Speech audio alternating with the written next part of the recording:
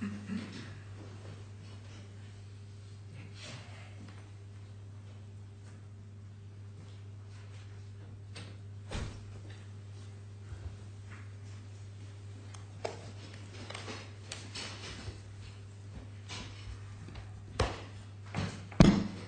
morning all. We're here today for an appeal hearing in the matter CA 004-2015 before Chief Justice Michael Hwang, Justice Sir Richard Field, and His Excellency Justice Omar al-Muhairi.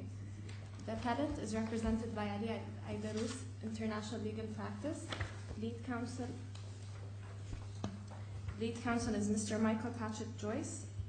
Assisting is Ms. Shireen Fazal and Mr. Ali Aidarus. The respondent is represented by Clifford Chance. Lead counsel is Mr. James Abbott. Assisting is Mr. Shane Jory.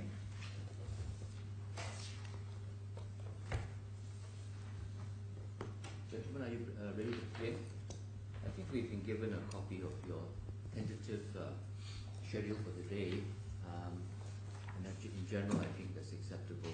It would be good if you could finish around 4 to allow time for us to confer before I have to go off and catch a plane. My Lord, indeed. Sorry, Your Honour, indeed. It was with a view to keeping time under proper control that it seemed sensible for me to liaise with the learned friend. I've had an opportunity to have a short discussion. We only need a short discussion.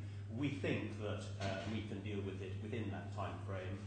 There is quite a lot to deal with, and therefore I hope we can deal with it within the time frame, and certainly that's our intention.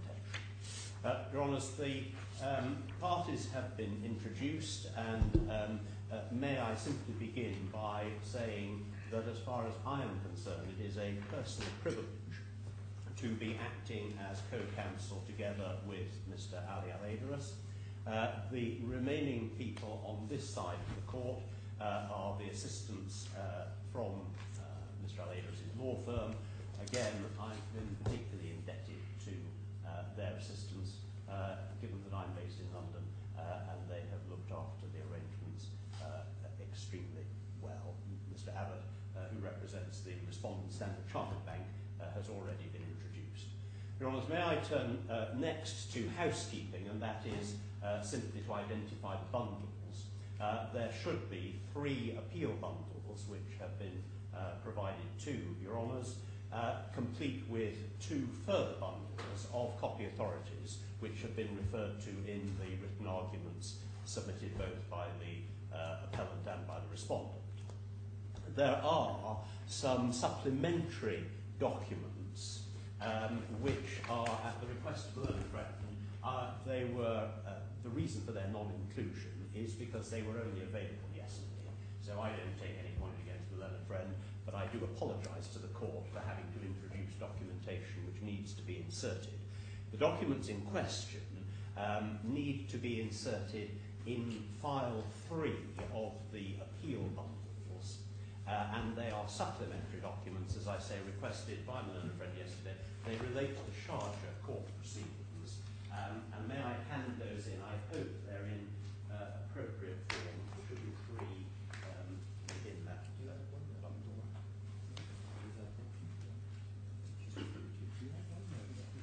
I think only I have those additional documents at the moment. They are being handed in by the court associate. Oh, sorry, do you say that they're related to the Sharjah proceedings? No, then I don't have them either. No,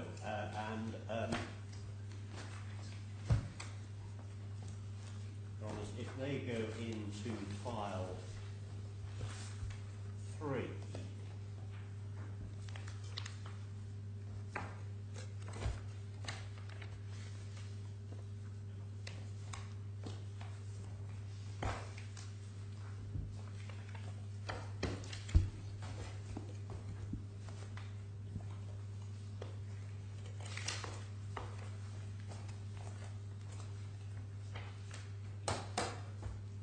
it may be that they will not need to be referred to. I'll leave the learned friend to deal with that aspect. Your Honours, having dealt with questions of housekeeping, may I turn to identify the written arguments on behalf of both parties. So far as the appellant's written submission found in file 1 of the appeal bundle at tab C2.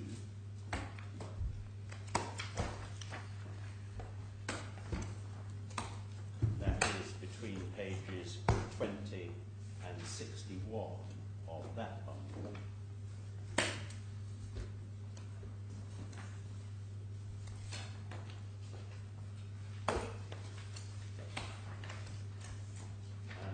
Respondent skeleton argument is to be found at tab E of the same bundle,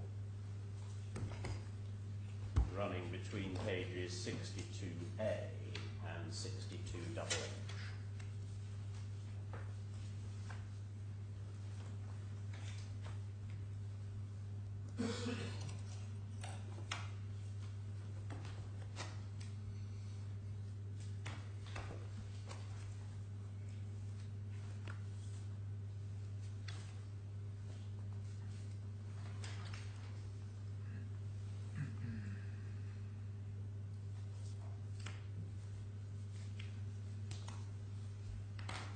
Your Honour, I know that you and your colleagues will have had an opportunity to read both of the written submissions.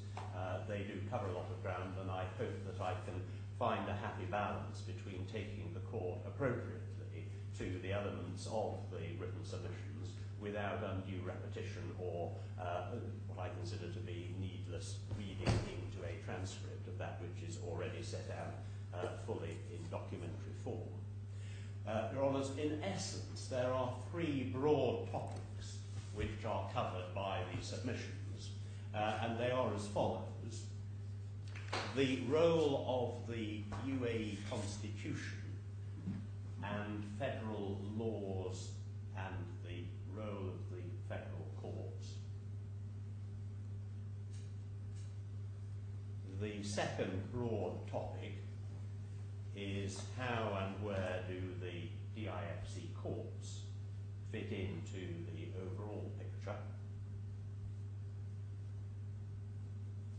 And the third topic is to come back to forum non-convenience and why Sharjah is, in our submission, the appropriate jurisdiction. To break down the proposed timetable in a little bit more detail, I propose to open and provide an overview and an introduction, take you on us through the appellant skeleton, and I hope to do that by 11:45. And of course I will be looking at matters essentially from a common law perspective, but especially as this is a jurisdictional challenge, it is in our submission very important that the court also has regard to the emirate perspective, and there are some particularly important aspects which my learned friend Mr. Al-Adris will draw out and address the court about, in particular with regard to how the provisions of the Civil Procedure Code or the Civil Procedures Law should be read, and the interaction between what is described as the international jurisdiction and what is described as the local jurisdiction. The ones looked at there at Articles 20 and following, and Articles 31 and following. And I'll certainly be very reliant on what learned friend Mr. Al-Adris says in that regard. We think that that should take no more than an hour, and therefore we are hoping to have completed our submissions to the court by about 12:45. If it extends a little bit beyond that, then it shouldn't extend beyond 1 o'clock. But that assumes that you don't start on your submissions until 10:45. I wasn't quite sure what's going to keep us for the next half hour. The overview is, if I can go more quickly, I will go more quickly. Well, I think in the first part you might. So then you give yourself more time for the most important submissions. You're right. Just to complete the programme, after lunch, obviously, the learned friend would have an equal opportunity to make submissions, and then short closing submissions, which I hope will not detain the court very long. And on that basis, I'll be mindful of a 4 o'clock finish rather than a 4:30 finish. Your Honour, in those circumstances, may I take the court to the appellant's skeleton argument, which is at Bundle 1C2, as I've indicated, and although you will have had an opportunity to read it, perhaps I can just introduce its framework and scheme. If one turns to internal page 2, at page 21 of the bundle, you have the summary grounds of appeal set out. The appeal grounds are also to be found more extensively annexed to this document at page 58 to 61 for the court's convenience. And they are themselves derived, of course, from the grounds which supported the appellant's notice. And the appellant's notice, again for the court's reference, is Bundle 1, tab B2, pages 9 to 16. And I'll introduce that when we come to the opening paragraphs of the skeleton argument. Your Honours, I've set out, or we've set out, the summary of the grounds of appeal. Obviously, a summary is only that. It's not intended to stand in substitution for everything that's set out in the grounds themselves.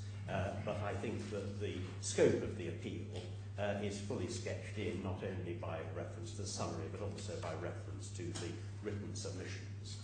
And then at the foot of page 21, internal page 2, we come to the summary of the main points in argument and the risk of there being the exercise of an exorbitant jurisdiction. We take the court to the jurisdiction and governing law clauses, and we make good, or we hope to make good, the choice of Sharjah courts as the proper forum. We say that the parties have expressly not chosen the DIFC courts, and that choice should be respected. And the jurisdiction, we say, is governed by the mandatory rules and the mandatory application of the UAE Constitution, and that the hierarchy which we come on to describe between the paramount nature of the UAE Constitution and then the federal level of laws and courts, and the interaction between the various emirates and also the various judicial authorities. And if I can just presage the aspect which Mr. Al-Adras will be developing in particular, of course, one needs to go back to the history of the United Arab Emirates and how the federation is a federation of separate emirates, and therefore there was essentially a yielding up of jurisdiction to the federal level by the emirates themselves, but the territoriality of the emirates is something which is preserved, and preserved particularly in the Civil Procedures Code, and it's that aspect that Mr. Al-Adras will explain to the court in particular detail. We then look at Article 5A1A of Dubai Law number 12 of 2004. We say that for various reasons that doesn't apply on the particular facts of this case. And it doesn't apply, we say, essentially for two reasons. One is the hierarchical structure that I've just described, and secondly, if one, as an alternative to that, if one looks at the detail of law number 12, but we say that it should be construed relatively strictly, that is the proper approach. And this is really a development of what we've seen in the Corinth jurisdiction, where the risk of exorbitant jurisdiction was appreciated both at first instance, and the very expression exorbitant jurisdiction was used on appeal. And the question as to how to avoid the exorbitance of jurisdiction was a focal point for both the first instance judge, Sir Anthony Coleman, and for the Court of Appeal, with different answers being provided. Sir Anthony Coleman focusing on the more strict and narrow construction of law number 12. And for present purposes, we say it doesn't matter whether it's as amended or as original, though that may have an effect given that the amendment was in 2011 and the agreements which are before the court and the subject matter of the present dispute were 2009, 2010. So if one's looking at mutual intention, that timing may have a relevance. But going back to Corinth, of course, at first instance, Sir Anthony Conrad approached on the basis of a narrow construction, and then in the Court of Appeal, the answer to the exorbitant jurisdiction point was to the application of forum non-conveniens, but of course in subsequent cases before the court, the application of forum non-conveniens, albeit that it is that the DIFC courts are a court of common law jurisdiction, and forum non-conveniens is a creature of the common law, but the DIFC is a common law court, or a common law island within the ocean of within the civilian ocean, and therefore on that basis the court has veered away from the forum non-conveniens as the regulating mechanism for avoidance of exorbitance of jurisdiction, and having veered away from that, the concern obviously is that one's come full circle, and the avoidance of exorbitance is most important, recognised both by at both levels of the DIFC court, and one needs, if forum non-conveniens does not operate in the way that it was anticipated to operate in the Court of Appeal at Corinth, one needs to revisit the mechanisms to avoid that which should be avoided. Your Honours, those are summary points, and I've hopefully anticipated some of the points that are raised in the argument. If one turns to page 3, page 22 of the bundle, I introduce the appellant's notice, and I've already given you the reference to that, 1B2 9 to 16. The appellant's notice appeals against the order of the Court of First Instance by His Honour Sir David Steele. The order is to be found at Bundle 1, tab A1, and the order, by that order, the defendant's application, which was dated the 21st of September last year, was dismissed. And again, to give a page reference to that order, it's to be found at Bundle 1, tab B1, page 7. And the application was that the DIFC court should not have jurisdiction, or should refuse jurisdiction in this case, either on the grounds that it has no jurisdiction, or that it should decline to enforce or accept its jurisdiction. There was evidence in support, 2 witness statements by Mr. Abdul Karim Amin in support of the application. They are referred to in the course of the skeleton argument, in the course of our written submissions. Mr. Amin's first witness statement is to be found in Bundle 2 at tab G2, pages 68 to 71. And his second witness statement, the statement itself is Bundle 2, tab H1, pages 192 to 194, and the exhibit is at tab 2 of tab H2 in Bundle 2, 195 to 197. There is evidence in opposition from Mr. Ashok Sivasubramanian. That is also in Bundle 2 behind tab I2 for the witness statement, and behind tab I3.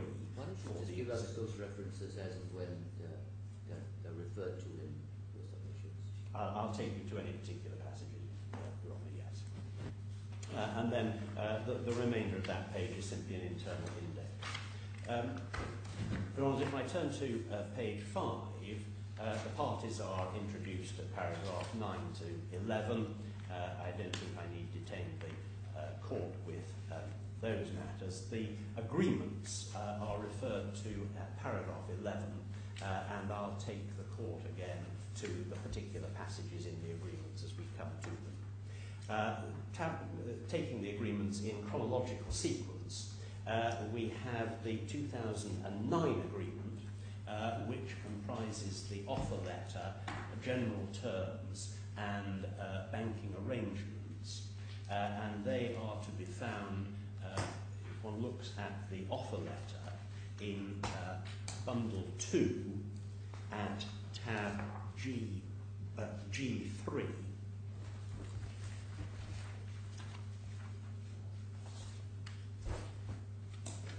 Page 74.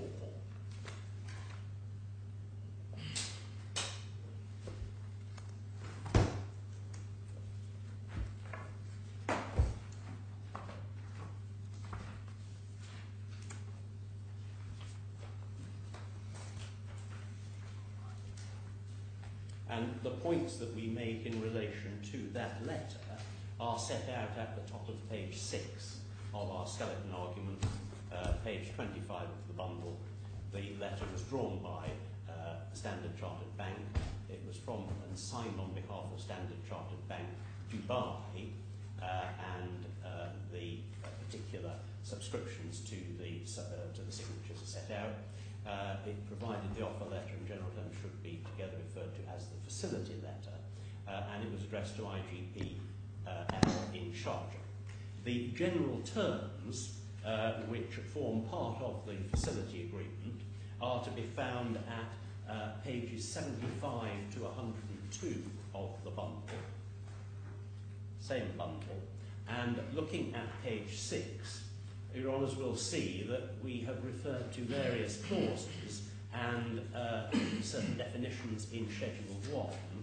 Those definitions, or the clauses in question, are to be found, the first three clauses, the first three elements, are to be found on page 94.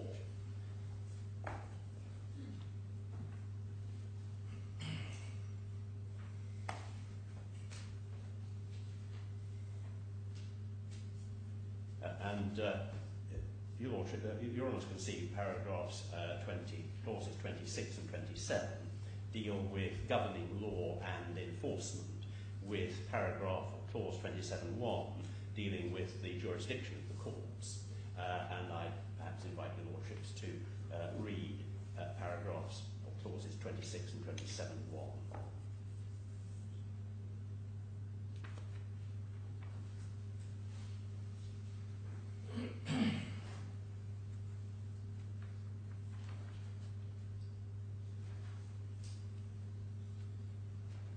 Schedule 1 begins on the next page, page 95. The definition of base city is to be found on page 95, and the facility office is to be found on page 97.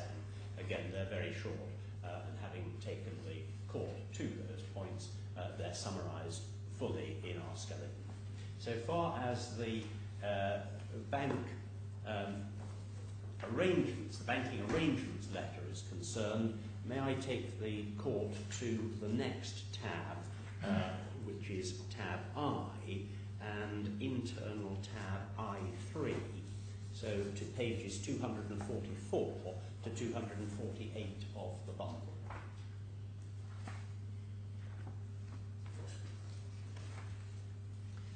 And again, the relevant clauses have been referred to in our skeleton, so I'll take Your Honours directly to the relevant page, which is page 248 in the bundle.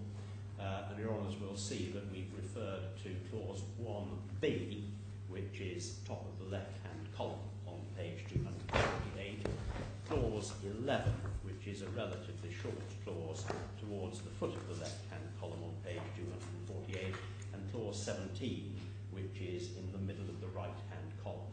And again, it's probably convenient if I invite the court just to cast an eye over those clauses. So give me the clause number again. 248 and clause 148, yeah. Clause 1b, clause 11, and clause 17.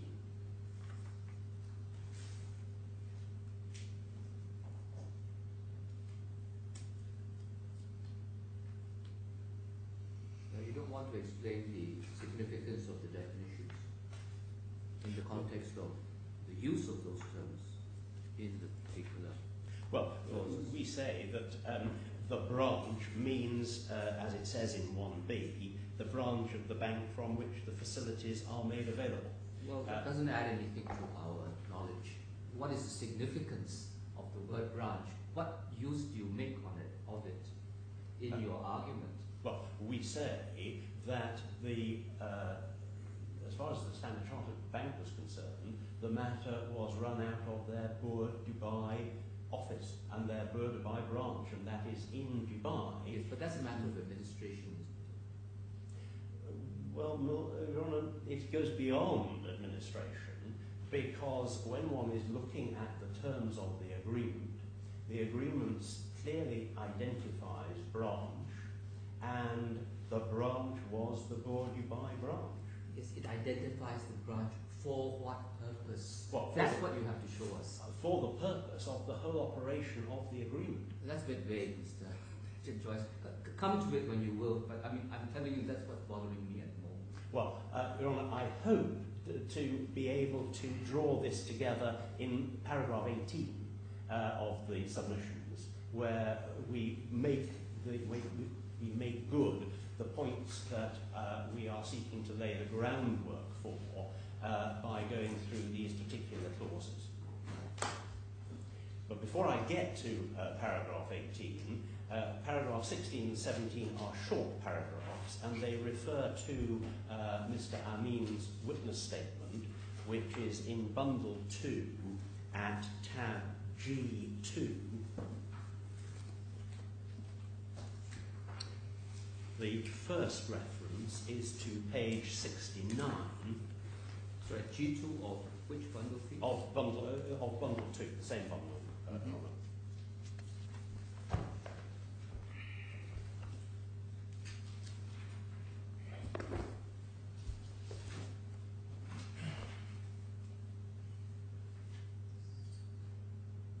Mr. Amin's witness statement. Mr. Amin's witness statement, and he says, well, it's really paragraph 8, and in fact 9 to 19 rather than 9 to 12, I think, because that covers both the 2009 and the 2010 and the share pledge agreements. May I invite the court just to cast an eye over paragraphs 9 to 19 of his first witness statement.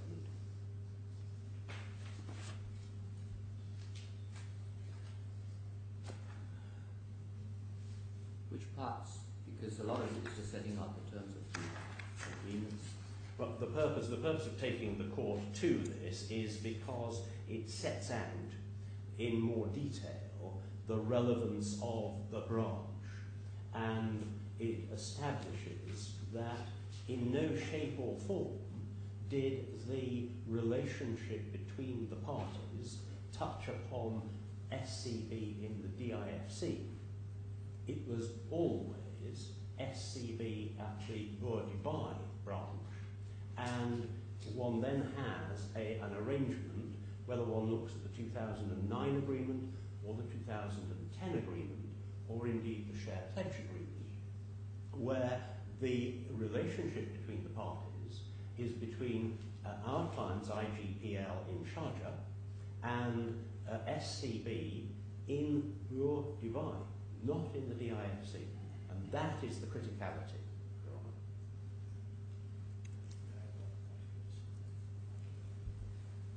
Honour. At some point you'll make that, explain that point in a legal context. I mean, factually, probably we can take at face value the averments of fact in paragraph 9.1 to 9.7. They're just matters of fact.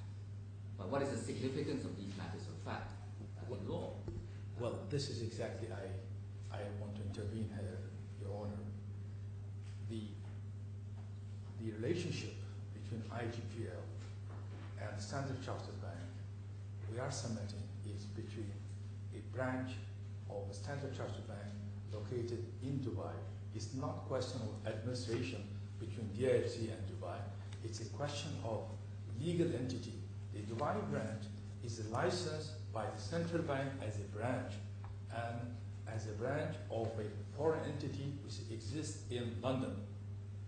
While So the Standard Chartered Bank branch, or as the statute we have, recognized company DIFC, I'm not really expert what is meaning, but what I can confirm to your order, Dubai branch is a foreign company, is a branch of foreign company located in UK, London. The Standard Chartered Bank, whether a branch in DIFC or as a recognized company as their status, their trade license, is a separate entity when it comes from legal context, when it comes to this relationship with our client. Let's get it clear. This particular agreement we're talking about is governed by what law, please? What is the governing law of this banking relationship for the present purposes? I know there are three separate laws in the three separate agreements, but can you just remind me which one? It's the UAE, isn't it? UAE. All right. Now, Mr. Are you saying that as a matter of UAE company law, a relationship between the branch of the bank will constitute an obligation of and with that branch only? yes, All right. Yes. Where is your authority for that? this is authority in the UAE CPCs, In the United Civil Procedure Code? Civil Procedure Code. In Civil Procedure Code, and later on I'm going to explain how the influence of CPC on the DIFC court when they are determining their jurisdiction. We are not trying the fact of the case here. The current trial is for deciding the jurisdiction, whether DIFC court has a jurisdiction or not. For this purpose, it's very important to recognize the parties to the contract. The parties to the contract is the Standard Chartered Bank branch of the branch which is licensed by the central bank, US Central Bank, and not licensed by the DIFC Financial Authority. That is it, making two different legal entities. Maybe later on I'll come back to on the relationship between how the jurisdiction rule apply in the CPC and its influence on the DIFC court when it comes to deciding its own jurisdiction. Is that in your skeleton, Mr. Patrick? That point, that your case is that there are actually two separate legal entities? Your Honour, that particular point is not in the skeleton argument because I was the main author of the skeleton argument and I was looking at it from a common law perspective. And this is why, in my submission, it is important for the court to hear from Mr. Al-Adras, because whilst the arguments that I've set out in my submission lead inexorably to the conclusion that the appeal should be allowed for the reasons set out in the skeleton argument, there are additional matters that Mr. Al-Adras will touch upon in relation to the application and scope of the CPC. But I'll let Mr. Al-Adras expand upon that in due course. May I take the court back to paragraph 17 and Mr. Amin's, I was inviting the court to look at Mr. Amin's first witness statement between paragraphs 9 and 19, and he explains how the relationship between the parties was between IGPL and Charger, and in each and every instance, whether we're talking about the 2009 agreement, 2010 agreement, or the share pledge agreement, in relation to Standard Chartered in Dubai. But does that mean that if your client had a claim arising out of these financial transactions, the party to be sued would be the non-DIFC Dubai branch? Certainly it would be the party which would have to answer to the claim, because that's the party to be sued. And is it only the assets of that party that would be susceptible to execution or judgment obtained on such a claim?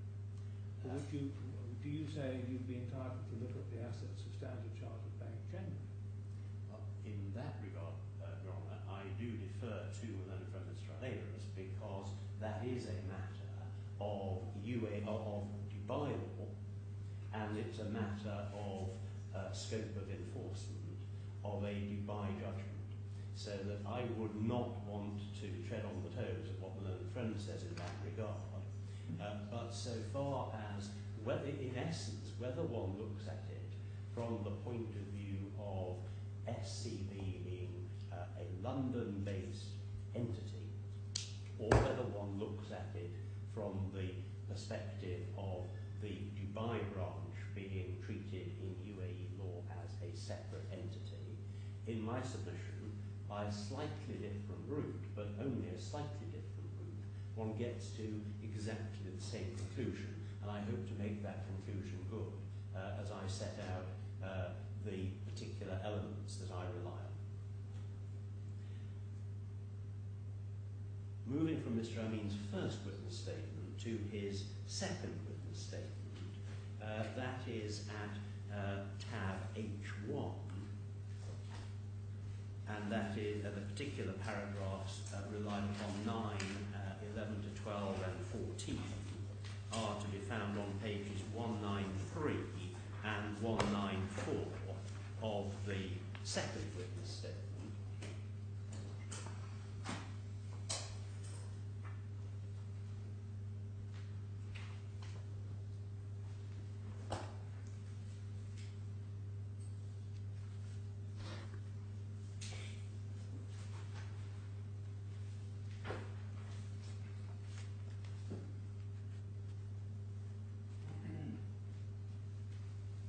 Have you identified the paragraphs?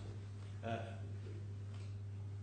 don't think they are identified by marginal lining, but I have identified them in the skeleton argument. They're paragraphs 9, 11 to 12, and 14 of the second witness statement.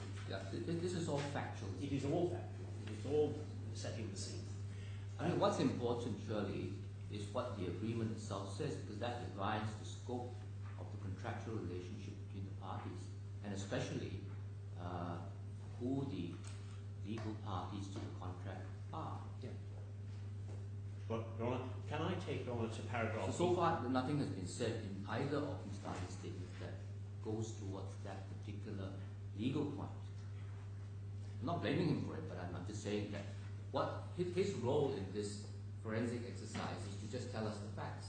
And it is completely unsurprising that all of the things he's talking about did happen in the main Dubai branch of the Standard Contract and not in the IMC.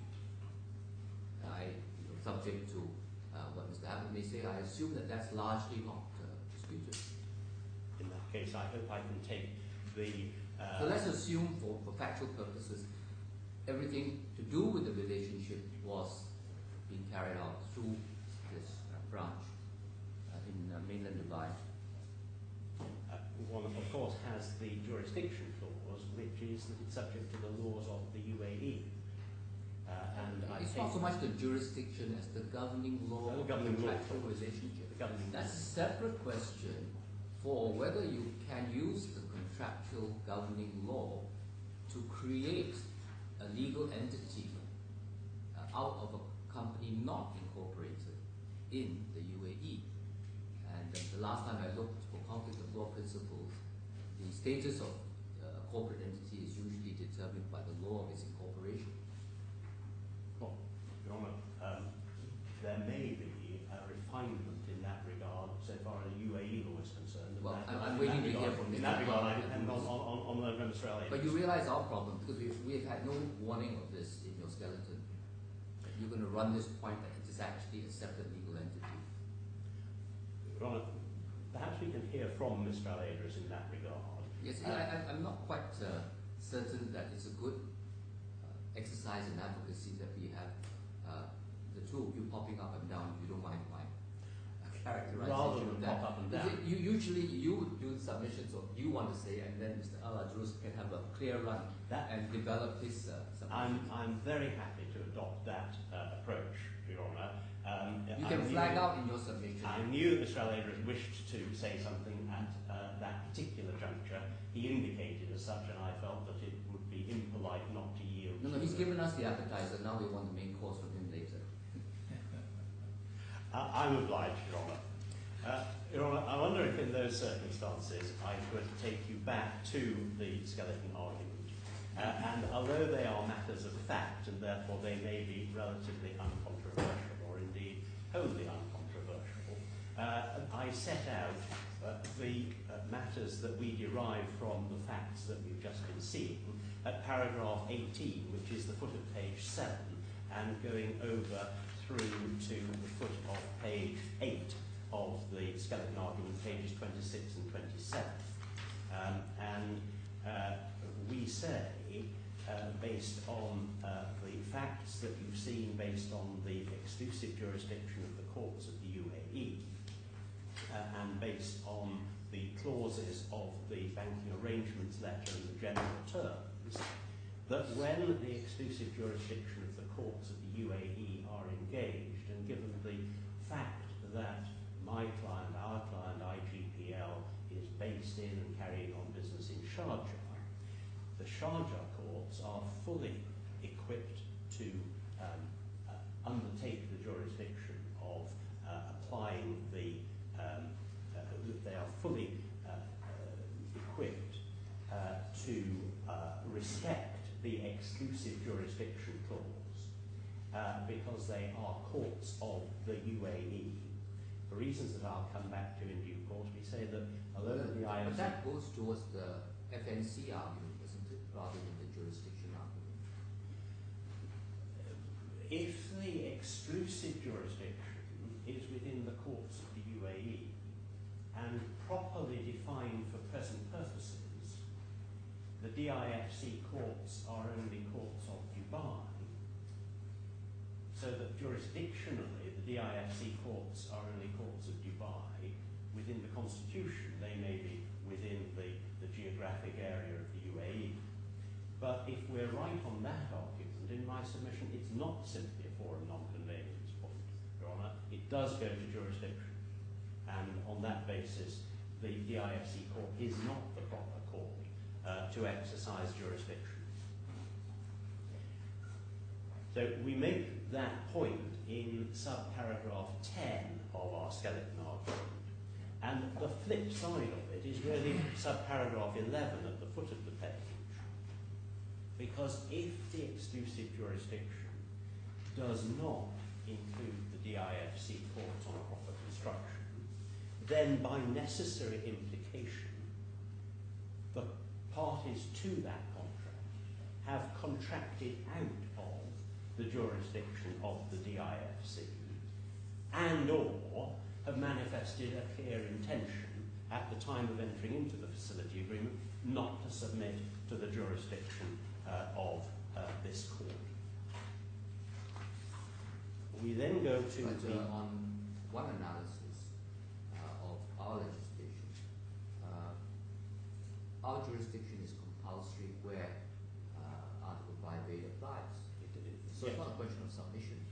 It's not that elective opt-in jurisdiction that we're talking about here. Yeah. Although there might be an alternative ground, I don't know. But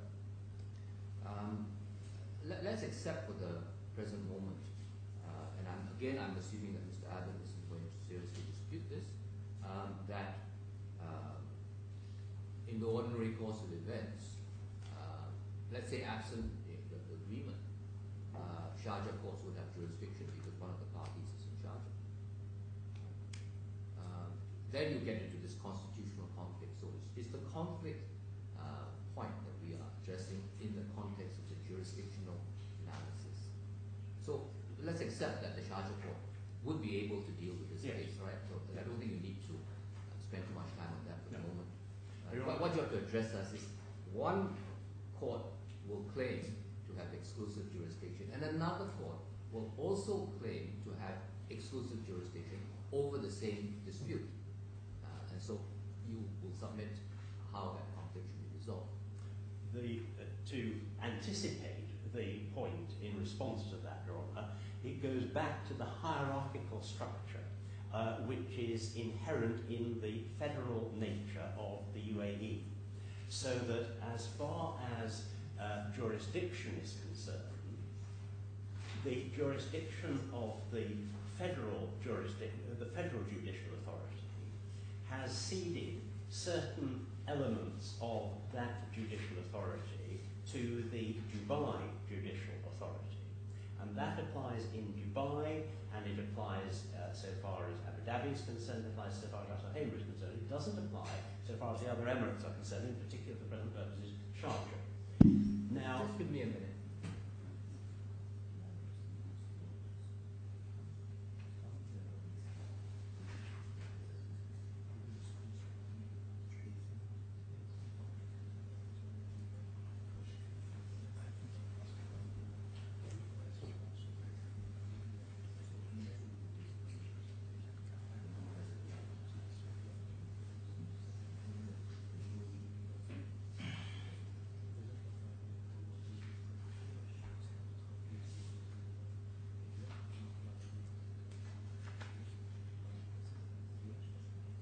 Yes, please carry on.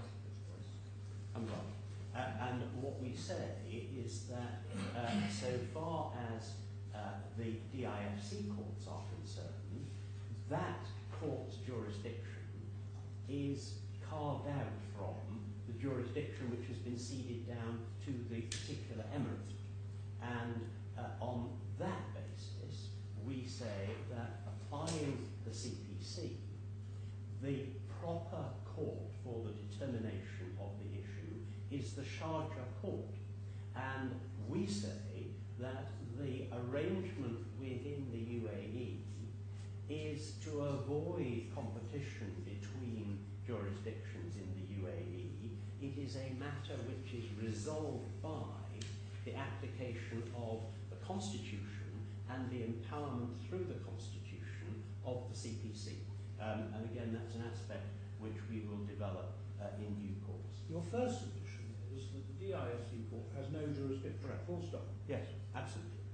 And then you go on to deal with the problem of coterminous jurisdictions, and you have an argument based on hierarchy and the like. Yes, that's and correct. you contend that although the Standard Chartered is a DIFC establishment, notwithstanding that and the wording of the DIFC law, this court has no jurisdiction. Yes. And we make that good on two grounds.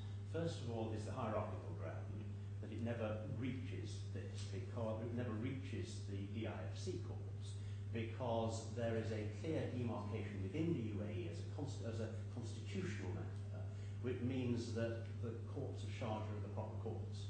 The alternative is to take the wording of 5A 1A, which I've done towards the end of the skeleton argument. I think it's page 51 from memory of the page 50. It's page 50, where we say on a close reading of Article 5A 1A, the jurisdiction of the DIFC court isn't engaged because it would only be engaged by SCB acting as a licensed DIFC establishment. And as it wasn't acting as a licensed DIFC establishment, because it was acting as a Dubai-based bank, we say on that more detailed reading of Article 5A1A that it's outside the scope of Article 5A1A, but the primary submission is to go back to the constitutional point, because we regard the Constitution as paramount. The argument that just preceded that last point of your construct of Article 5A1 is essentially the analysis that was run by the then Deputy Chief Justice at first instance in the Corinth case, right?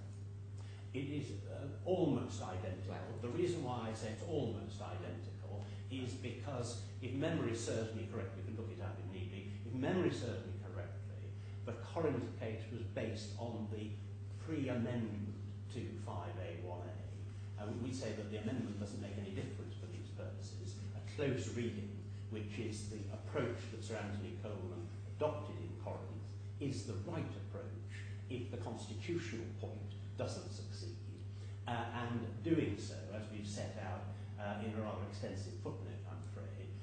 But doing so, we say that by strict and close reading of 5A1A, 5A1A is not engaged because of the facts of the particular case. It's in supplement to the answer to Sir Richard Field.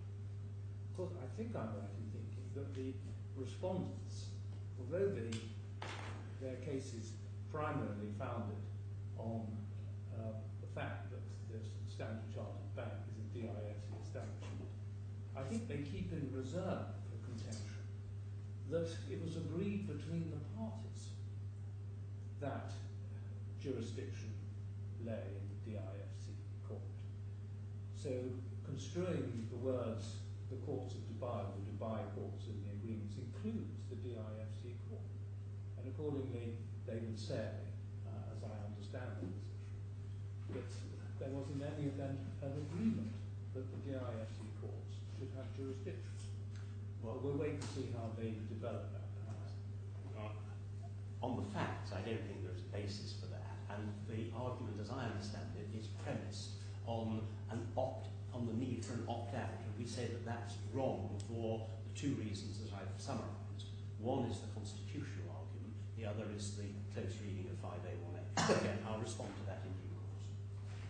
If one reverts to the skeleton argument, what we've done in relation to the share pledge agreement, and indeed the 2010 agreement, is to do exactly the same exercise. And again, perhaps I can take it relatively quickly. The share pledge agreement is at bundle 2, tab G3, pages 174 to 191.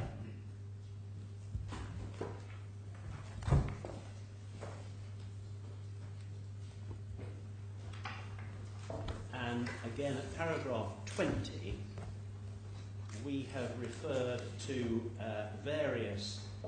20 of your skeleton. Paragraph 20 of the skeleton, indeed.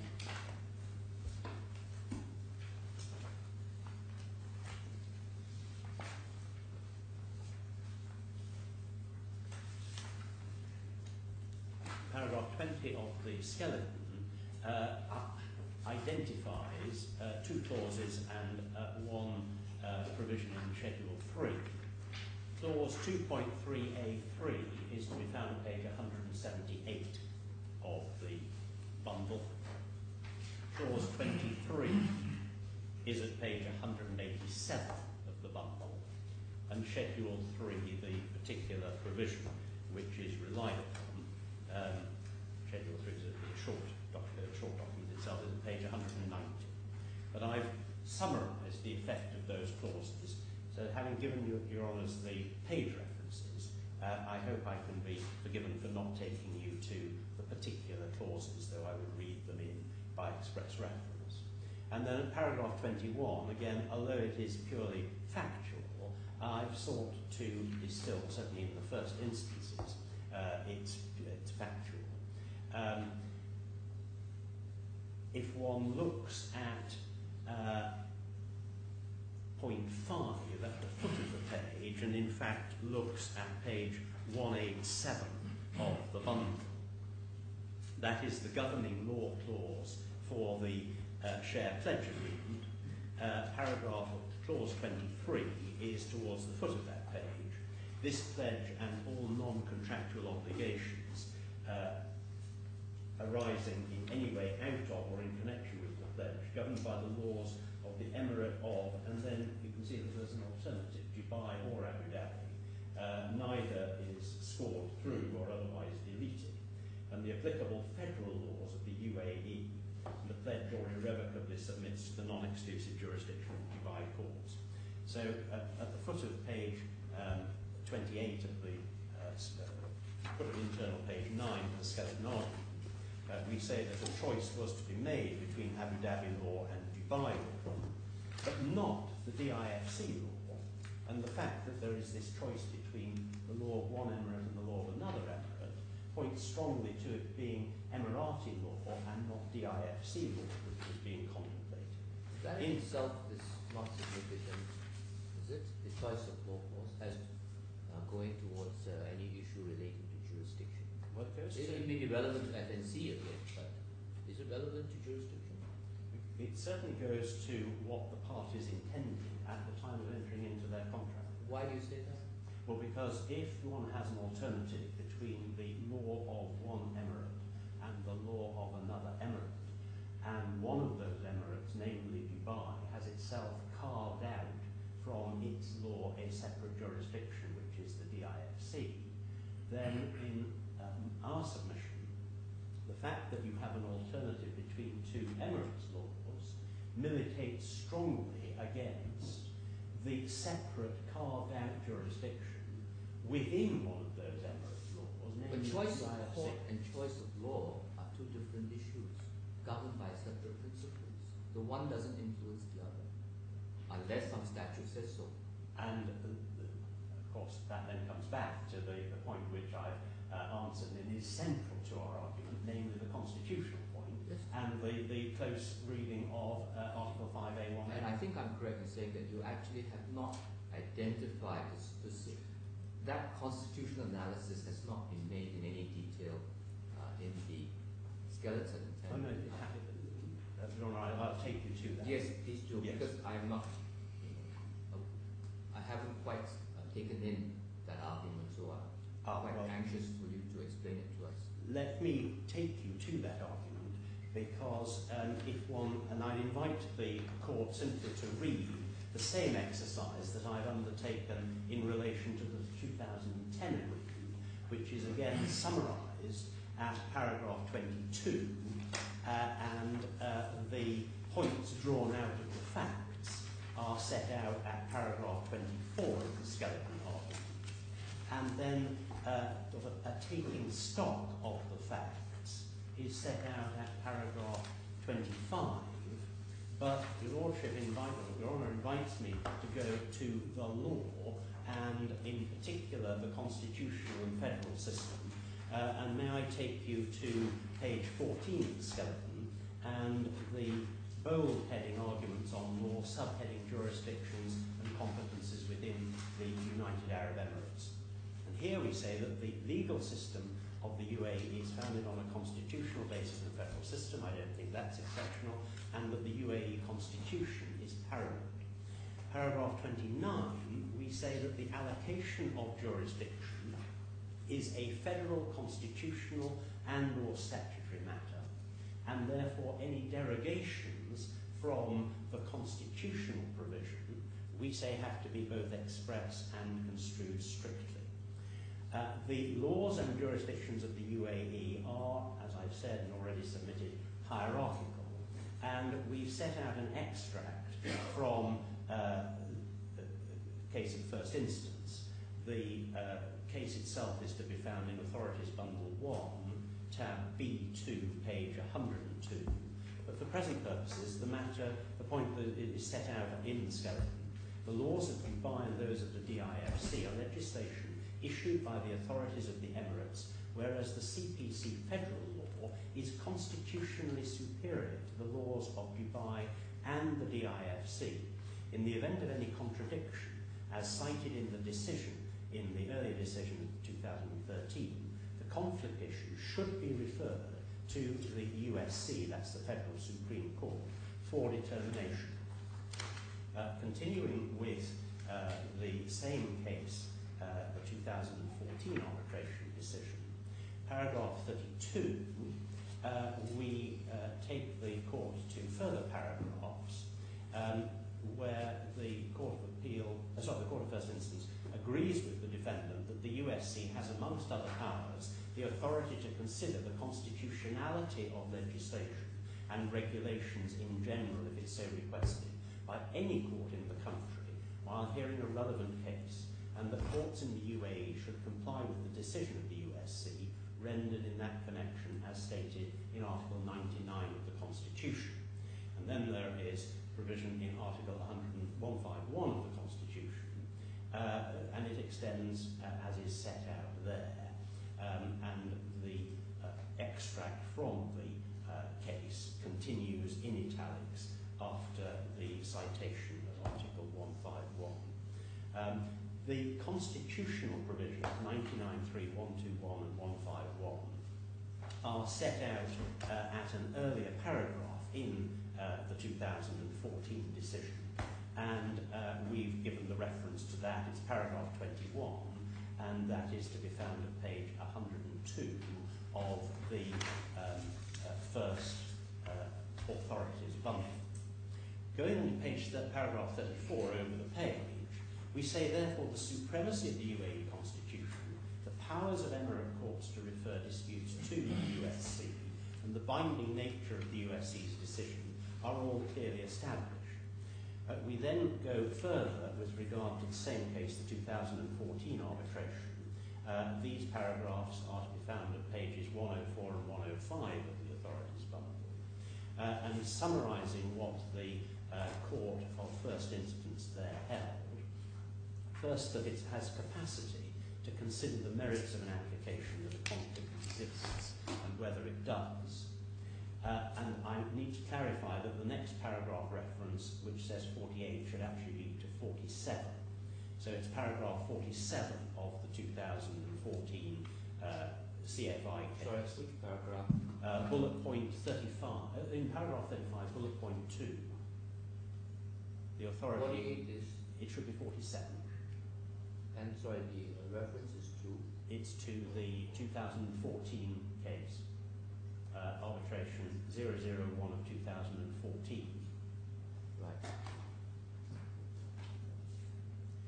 And I'm afraid I need to make a further correction in the next bullet point. Instead of paragraph 49, it should be paragraph 48.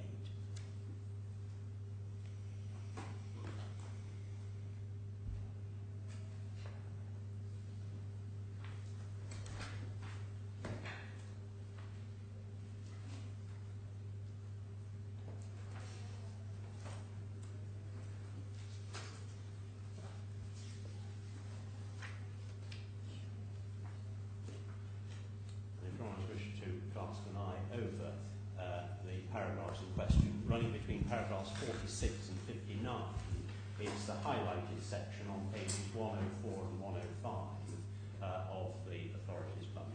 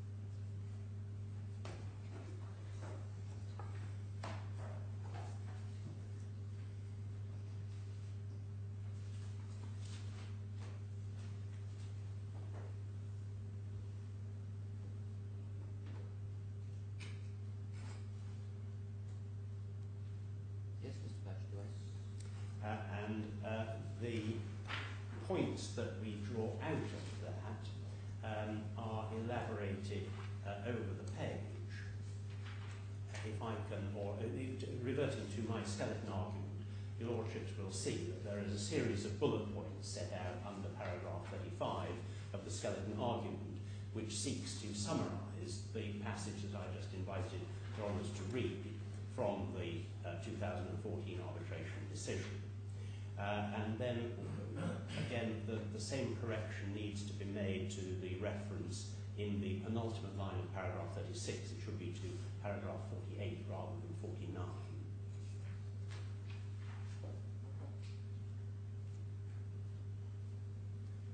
We quibble with the court's reasoning at that point. Which particular bullet point? That paragraph 48, the court had said that the plea, as regards conflict of jurisdiction, needed to be the same level as would be pleaded before the USC. And the judge, considering the challenge, would have to be convinced to the same level as the USC.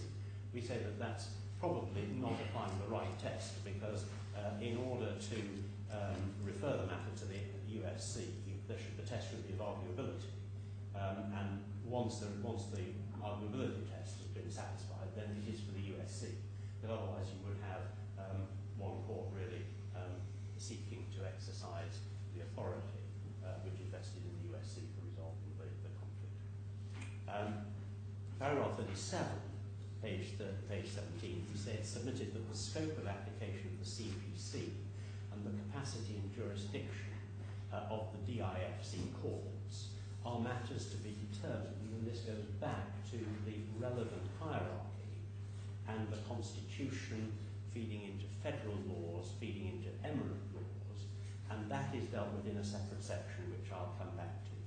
We also draw attention to the fact that in both paragraphs 55 and 56, which has been cited on the previous page, there is reference to the phrase other or foreign courts jurisdiction. Now, that is of particular relevance again when it comes to my learned friend Mr. Al-Adris' submissions.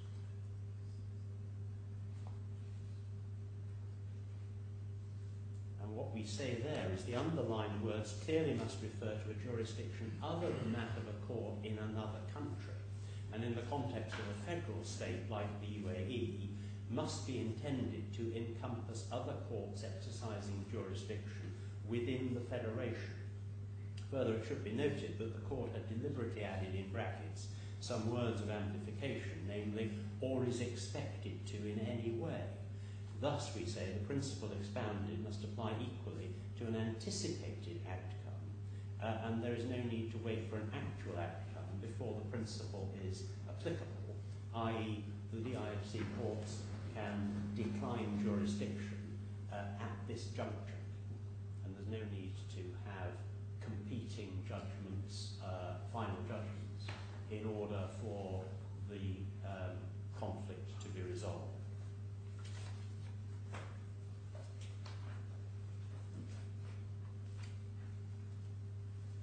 Then going over the page to paragraph 39, we say that the DIFC finding that despite the DIFC laws and jurisdictions, Dubai courts remain free to exercise the jurisdiction over cases in which the DIFC jurisdiction is challenged must equally apply to the courts of other emirates here, Sharjah, and this is back to the point you were putting to me earlier, Your Honour, about Sharjah having jurisdiction, and perhaps there being no issue between myself and the known friend in that regard. But we say it also shines a light on a key aspect, namely exclusivity of jurisdiction. And if the Sharjah courts are properly have jurisdiction, then going back again, perhaps repeating the argument, it's the constitutional argument, there is a separation and a demarcation. So paragraph 40, finally, it's submitted that in effect, that the effect of the CPC on DIFC laws is not as described in the decision of 2014 at paragraph 59, and we've set that out on the preceding page. In the 2014 decision, the judgment had said the result would be that all of the provisions of the CPC would be mandatory, and then any DIFC law which differs from federal law would, according to the defendant's argument, be unconstitutional. What we say in that regard is that the allocation of jurisdiction between the various courts in the Emirates is constitutional, whereas matters of ordinary civil procedure are not of a constitutional nature. So we've sought to draw a differentiation, and which again in my submission will be made good when one hears how the CPC operates, and in particular the two sections, one beginning at Article 20, the other beginning at Article 31. Lords, paragraph 41, the jurisdiction of the DIFC courts is traced, and I've used the recent decision of Maidan to explain the legislative background, and it is this legislative background which gives rise to the hierarchy that I've sought to explain over the page at page 19, paragraph 42.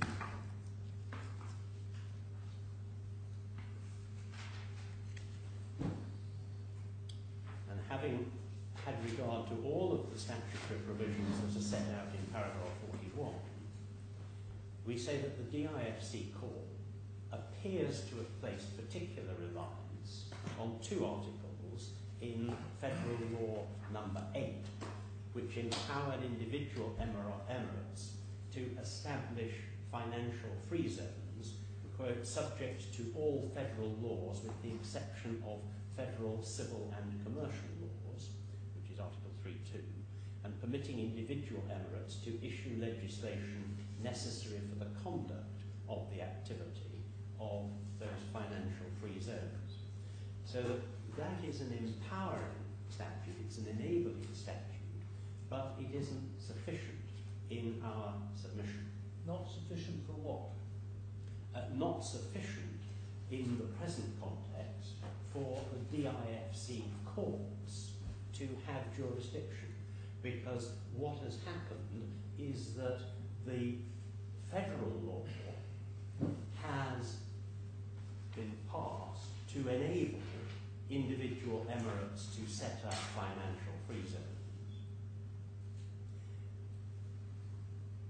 The implementation of that empowerment is not a federal law, it is a Dubai law in this instance. And this is for the importance of the hierarchy, so that one goes constitutional federal law, which is empowering, down to the Dubai court, or the Dubai jurisdiction, which sets up the financial free zone. And then that is achieved by the block of laws in 2004, which are not federal laws, they are Dubai laws. But it must have been contemplated that Dubai would pass laws determining the jurisdiction of the DIFC court. Of the DIFC court, yeah. Well then, if it was contemplated as part of the overall structure, why should this theory of hierarchy apply? It's implicit in the grant of power to the emirate to set up a free zone and to have a court within the free zone, that it has power to provide for its jurisdiction. And accordingly, the jurisdiction is on an equal level of everything else. And if the SCB had been acting within the curtilage of the Dubai International Finance Centre and therefore the jurisdiction and therefore the laws, that would be one matter. But it's not this case. Well then, does that mean that your case really does come down to the narrow submission you were making about a DIFC establishment? No, it's beyond. It runs in parallel. That is one argument, but I don't need to rely on that argument. The primary argument is constitutionality, and this is what I'm seeking to make good by the hierarchy, because the Constitution provides for a separation of jurisdictions between emirates, so that at the constitutional level we say that the courts of Sharjah exercise, which are courts of the UAE, applying the laws of the UAE, is the proper constitutional allocation of jurisdiction. If one looks at what's happened in the hierarchy, the federal law enables but does not pass the substantive law which establishes the DIFC. That is a Dubai law, and nemo dat plus quam habet. In other words, all that has been devolved through the enabling provision is a provision for Dubai to carve out a jurisdiction within Dubai. But if one doesn't get there because of the constitutionality point, the jurisdiction is already vested in Sharjah, and that is why it's important to follow through constitution enabling federal law, Dubai law creating the DIFC, and then applying nemo dat. But is the effect of your argument that the whole of the grant of jurisdiction to the DIFC court by the DIFC law is subject to this hierarchy? Is that the logic of your submission? It is wrong. Because the DIFC laws are Dubai laws. And so, where do we draw the lines between those matters within the DIFC law that confer jurisdiction on the DIFC court and those matters that do not, as you contend? You contend that the DIFC court has no jurisdiction to hear this claim. But can you help me with how we determine which side of the line a particular case falls?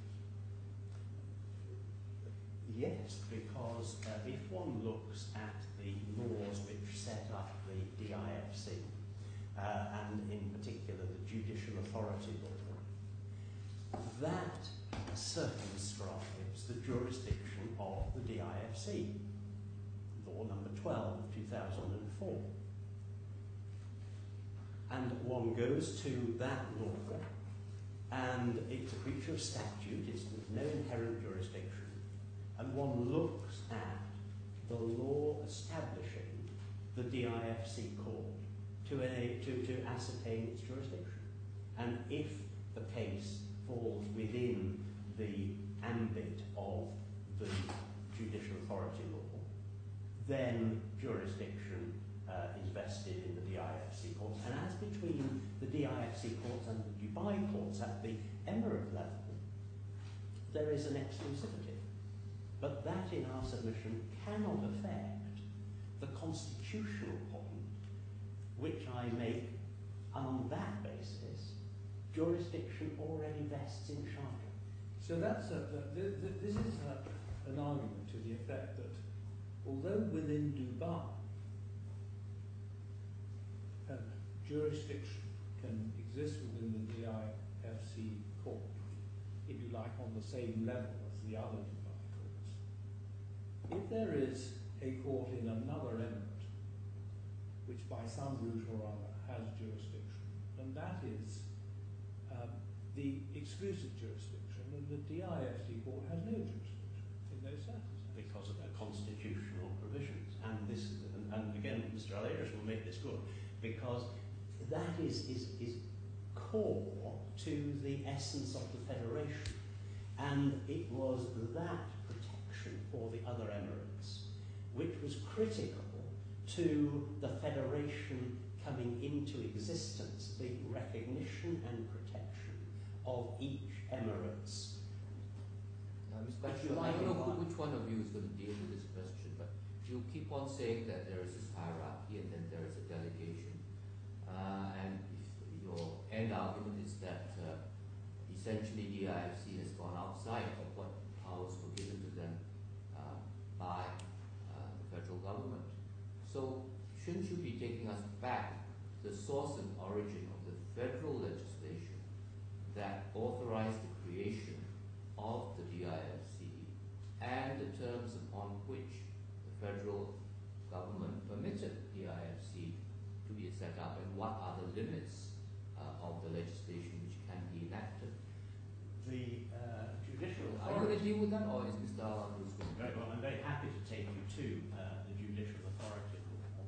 No, but we have to go back to the federal law, don't we? That's why I'm saying, you keep on saying that we are, as it were, we are violating federal constitutional law. And to understand that argument, we have to see what the federal law says.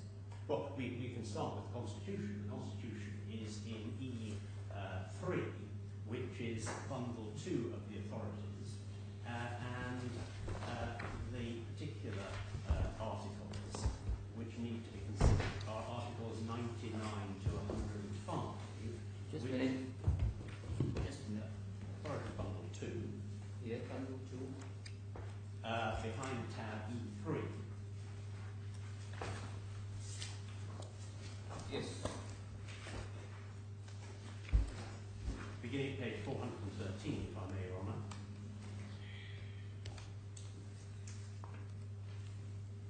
The Union Supreme Court shall have jurisdiction in the following matters, and then over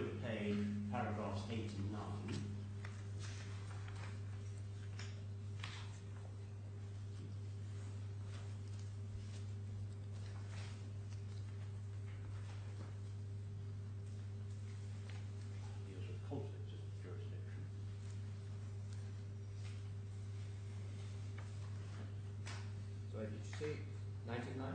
99, 8 and 9 on page 414 deal with content.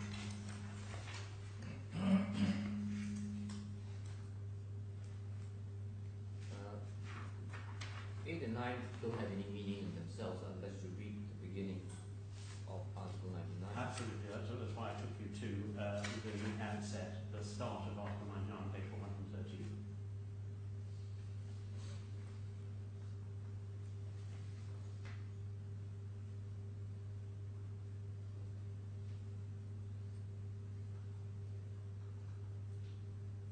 Eight isn't immediately relevant, is it? Well, one needs to read it as a whole. One then needs to go to the foot of the page and look at Article 102, and then in particular 104 and 105 over the page on page 415.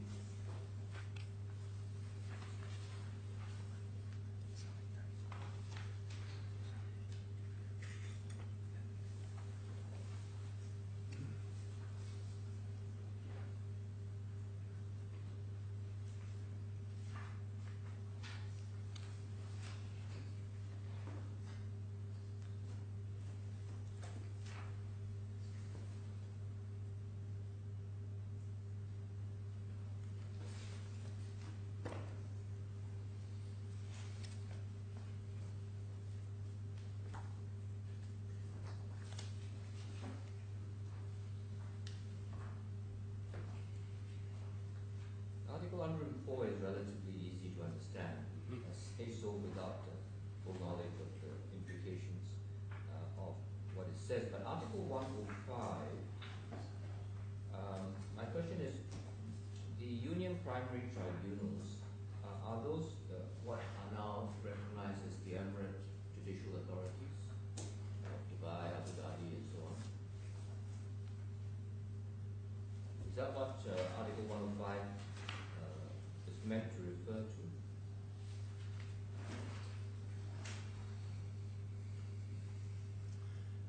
Well, I think that is correct, but I'll let Mr. Alevis again respond to that, because of course this goes to the yielding up of jurisdiction by some, but not all, of the emirates at the time of the starting federation. point is what jurisdiction is vested in the federal courts, if you like, or federal authority. Yeah.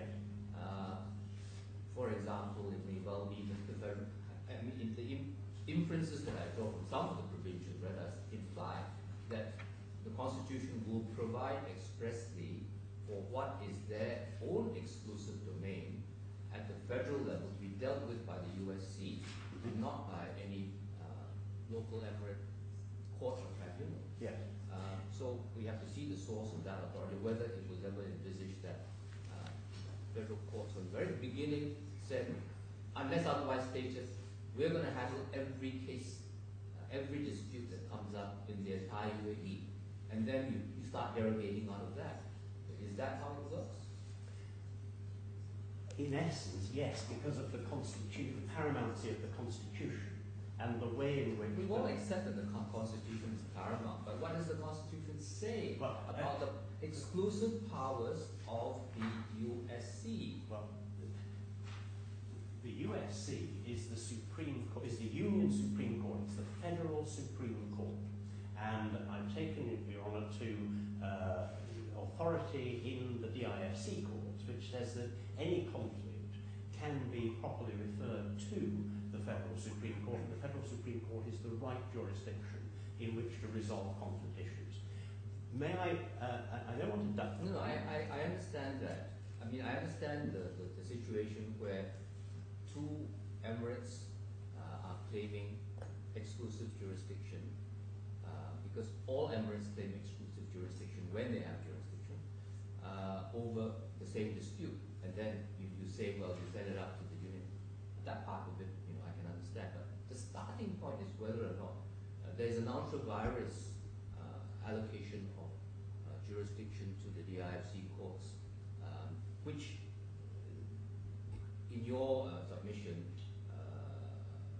creates a major flaw in the basis for SCB asking us to assume jurisdiction. May I, President, to avoid duplication, use this as a signposting exercise?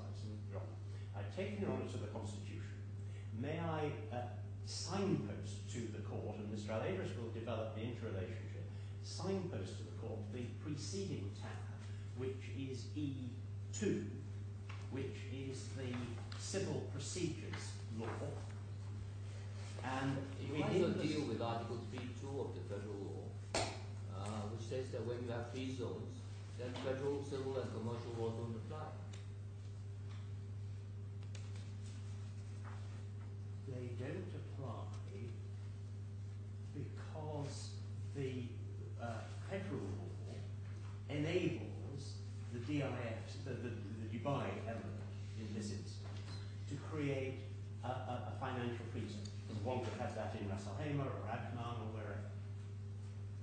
But the enabling legislation provides the DIFC with provides the Emirate of Dubai with the right to cede its jurisdiction to the DIFC courts. And the reason why this is important is because, having taken you to the Constitution... No, I think I understand that argument. And let me just put it to you, then you can tell me whether I've understood your argument correctly.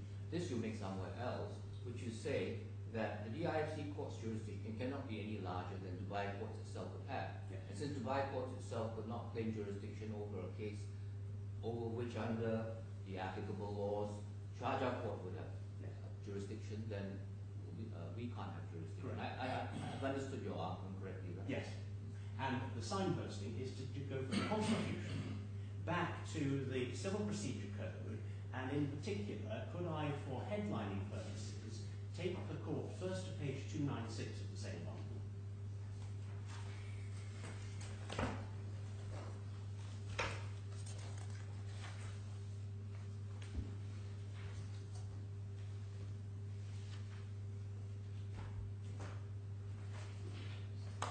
And this is section 1 of Book 1, Litigation Before the Courts. Sorry, this is the CTC, this is the Civil Procedures. Lordship will see, your Honour will see what this is from page 289, which is the start of the document. 296, one has Book 1, Litigation Before the Courts, section 1, the International Jurisdiction of the Courts.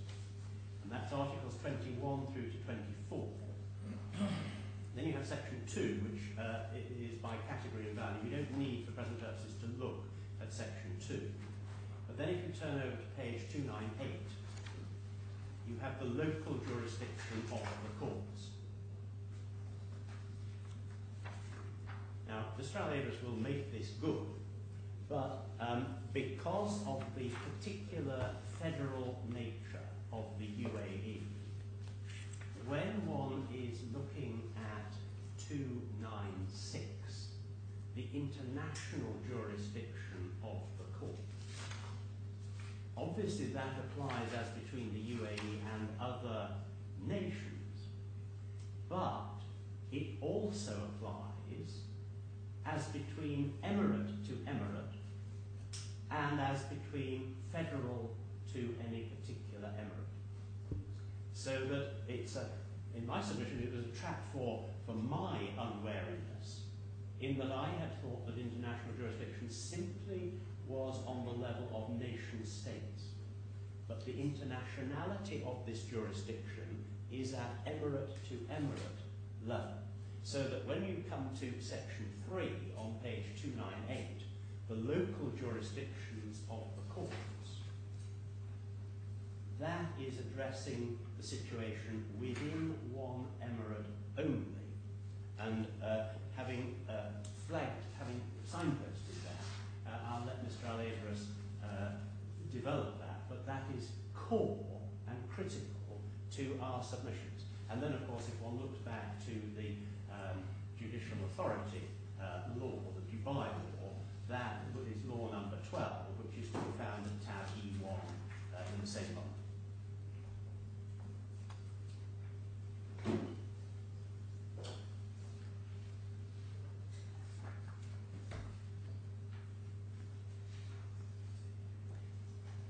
So if I can take the court back to the skeleton argument, page 19,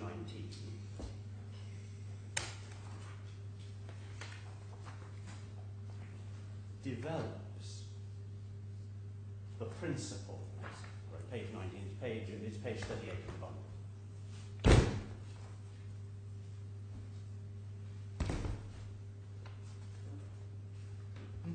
Page 19 develops those principles with regard to the DIFC Centre. And then at paragraph 47 over the page, I turn to case law, and I think I've anticipated what I say here, because it goes back to Corinth and the risk of exorbitant jurisdiction. The picture begins at paragraphs 15 and 16. That's the relevant sections of those paragraphs are set out in paragraph 47 of the skeleton. And that is summarising the first instances approach of a close textual reading.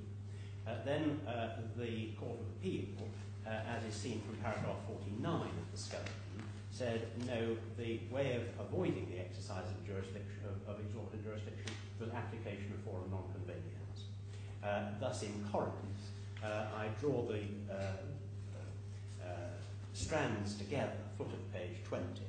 In Corinth, both the CFI and the Court of Appeal in the DIFC were of the view that the DIFC courts were of the view that for the DIFC courts to exercise jurisdiction on the positive facts, which were essentially identical to those in the present matter, would be exorbitant. DIFC CFI sought to avoid such a conclusion on the basis of the scope of the court's jurisdiction, and the Court of Appeal sought to avoid it in reliance on the doctrine of forum non-convenience. And then, if I may, I will read into the record the next three paragraphs.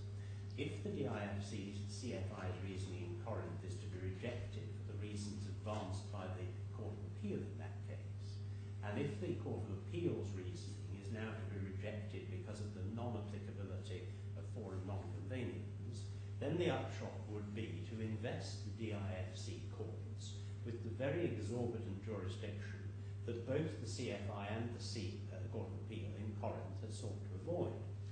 Such a result, which by dint of the court's previous indications is in our submission perverse, must provoke the most urgent review of the reasoning that has led to it.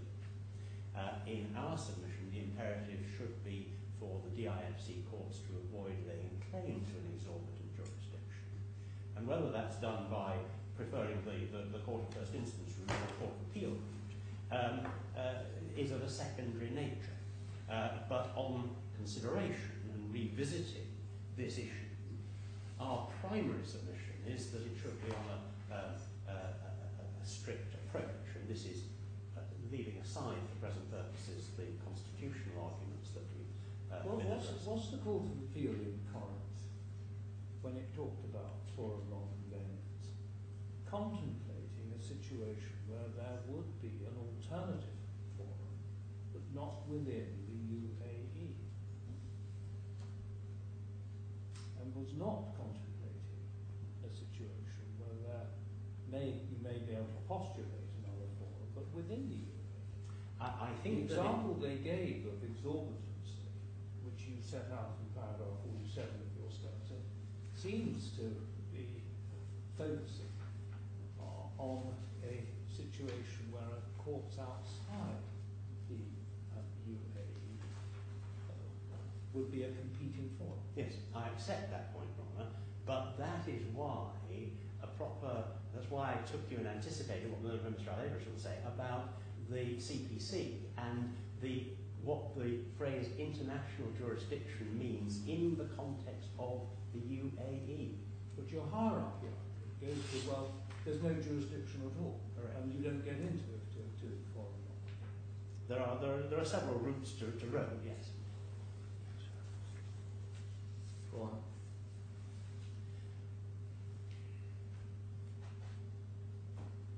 I think, if having read paragraphs 51 to 53 into the record, the next section deals with UAE provisions.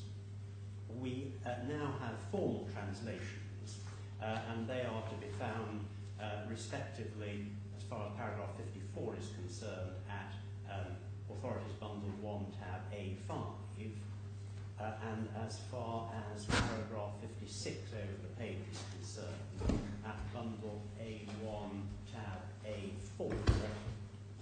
And then if I can give you page references for page 23, they are respectively A1 at A2, A1 at tab A3, and First Authorities Bundle at tab A1. Now, obviously those are formal translations, and we've highlighted the respect in which each is relevant.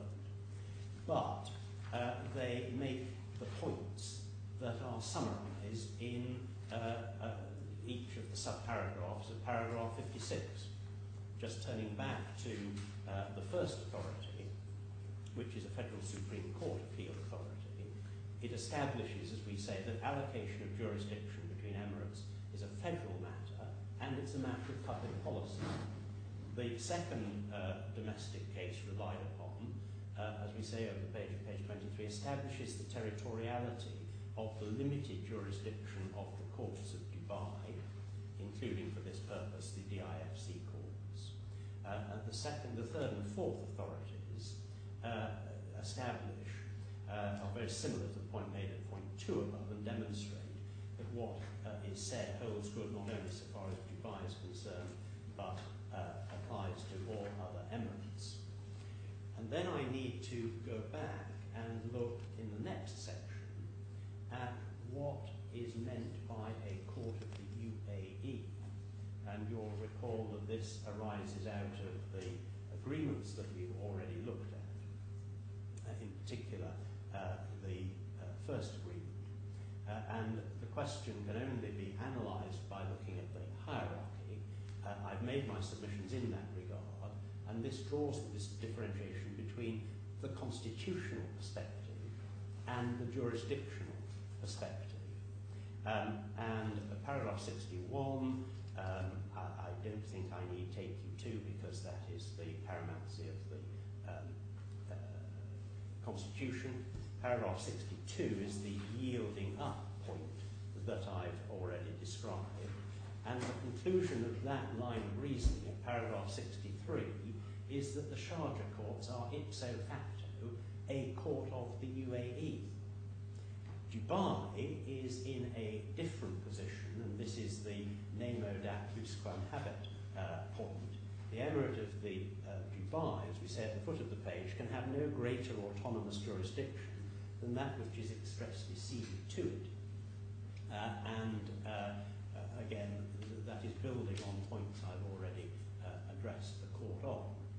And at paragraph 65, picking it up in the third line, we therefore say that the Dubai courts, whilst undoubtedly being courts within the UAE as a constitution, as a geographic matter, are not ipso facto a court of the UAE as a matter of jurisdiction.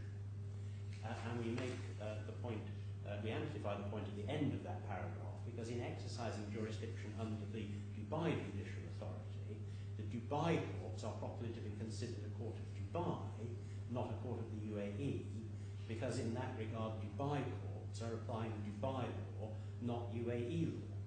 And then we add to the complexity of the picture because of the carving out within Dubai of the DIFC, a point summarised at paragraph 66. And again, we apply the same reasoning to the DIFC courts at paragraph 67 and draw those matters to their logical conclusion at paragraph 68.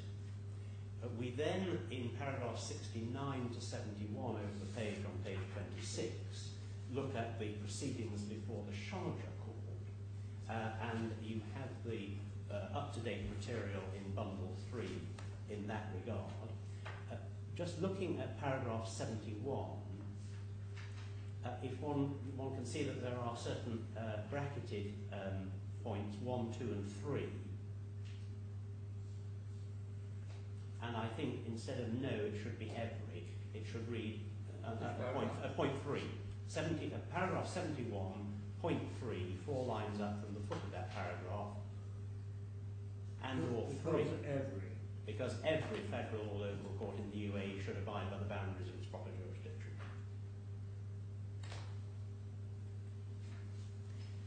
Paragraphs 72 to 76 take stock of where we've reached and then look at forum non-convenience.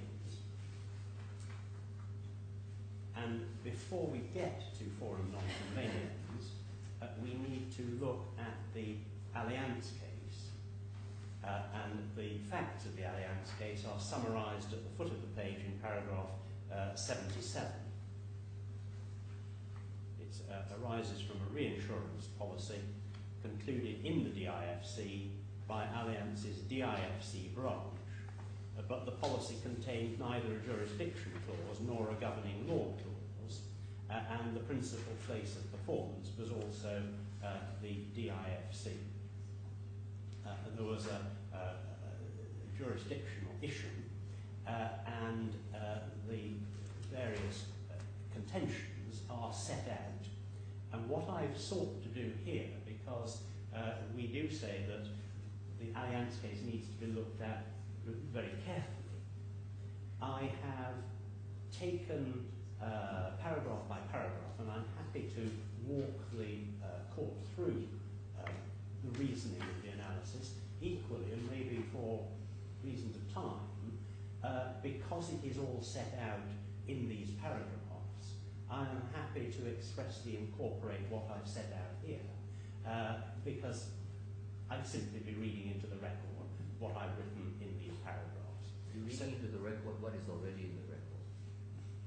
I'm reading into the record what's already in the record.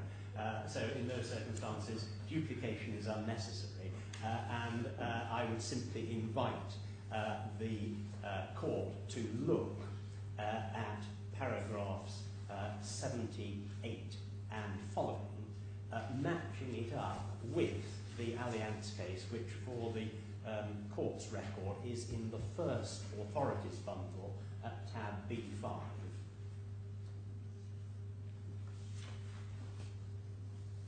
At paragraph 86, if I take the court to page 29, you there, Your Honour, see that Article 5A1A of Law Number 12 is extracted, and I've already given Your Honour the reference to Law Number 12. It's in the second authorities bundle behind tab E1. The gateway is then discussed by reference to the Corinth decision, but still within the confines of the Allianz case. Allianz at paragraph 37 discusses Corinth at an earlier point. The extract at the foot of paragraph 87 is in fact from paragraph 84 of Corinth. I think that it isn't clear from the Allianz. As opposed to 83, you mean? Instead of 83. 84. It is 84. It's a little bit misleading because I think if one looks at the Allianz case, it does say 83, but it's an elision of two paragraphs. So if you're referring back to the Corinth, it is actually paragraph 84.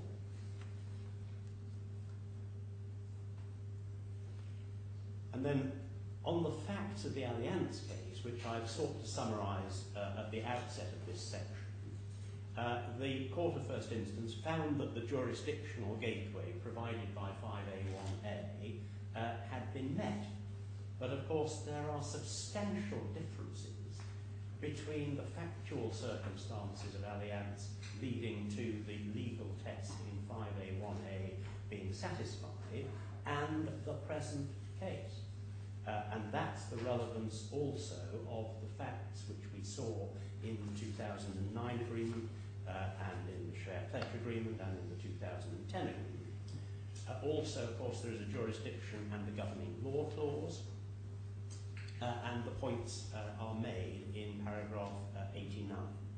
We say that that is sufficient to distinguish the present case from Allianz, and we make that good by the points made in subparagraph 1 at the foot of page 30 going over to page 31, and at subparagraph 2 on page 31 you have the detailed analysis of Article 5A 1A of Law Number 12,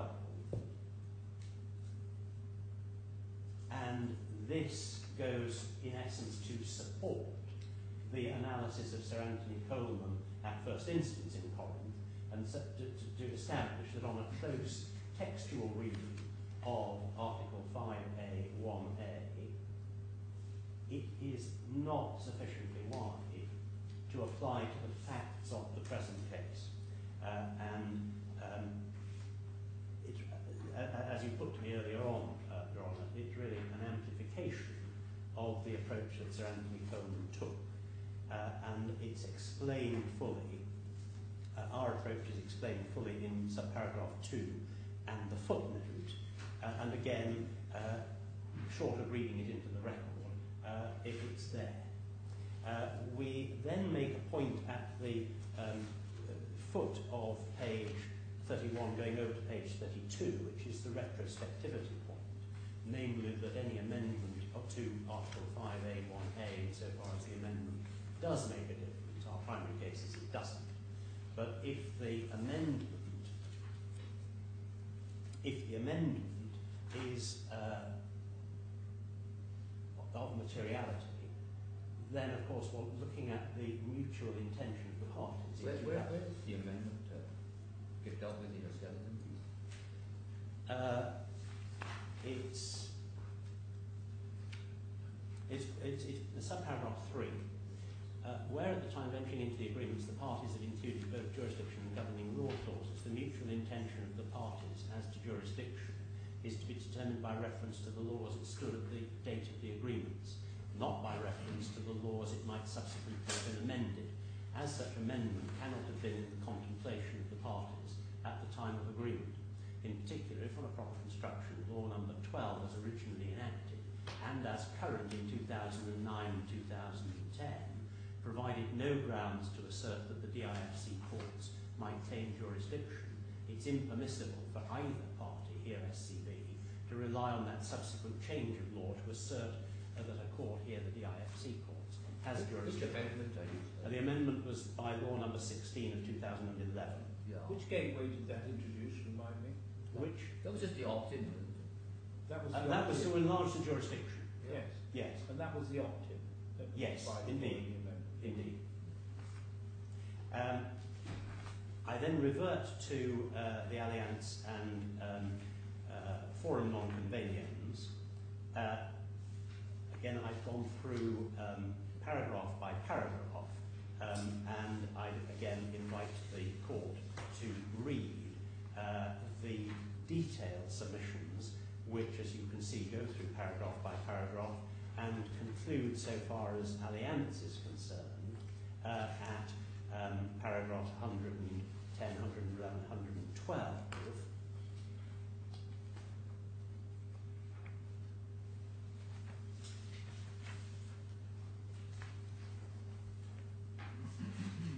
And really the conclusion of the analysis is to differentiate Alliance from the present facts.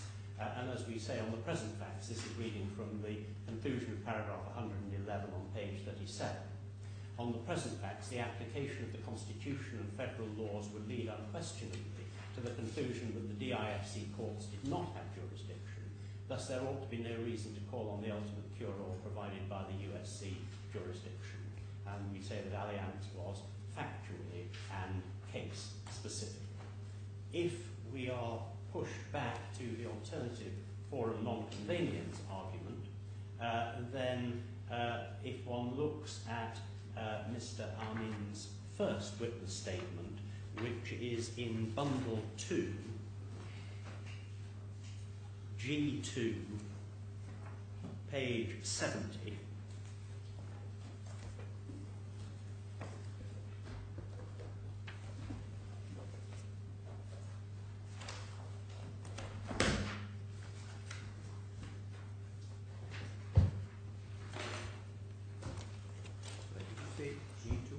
G2, Bundle 2, G2, page 70.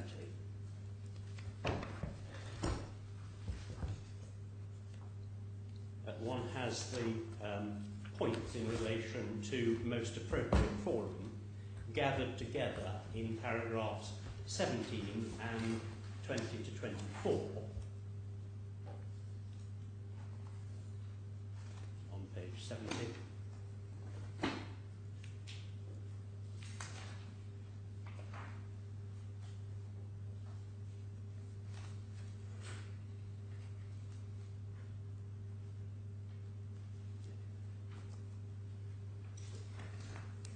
G2 is a case report.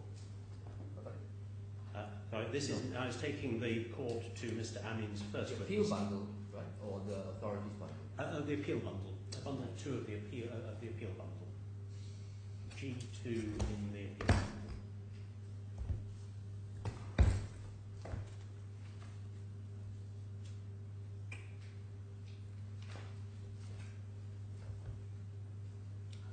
I was going too fast, Your Honour.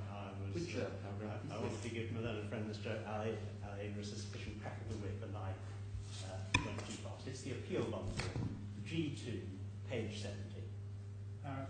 Paragraph 17 and 20 to 24.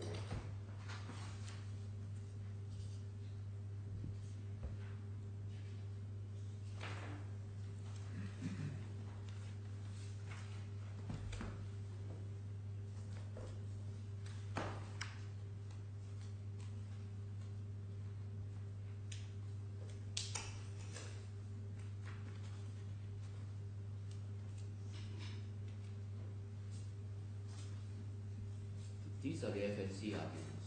They are, absolutely. It's our final fallback position. They're the FNC arguments.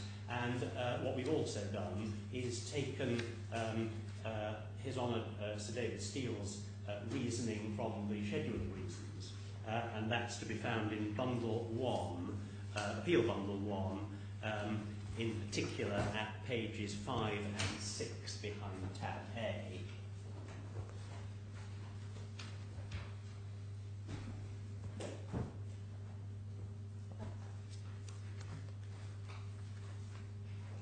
So 6 don't deal with FNC. Where does he deal with FNC? Do you mean pages? Pages 5 and 6 behind tab 1 of Bundle 1, tab A, pages 5 to 6.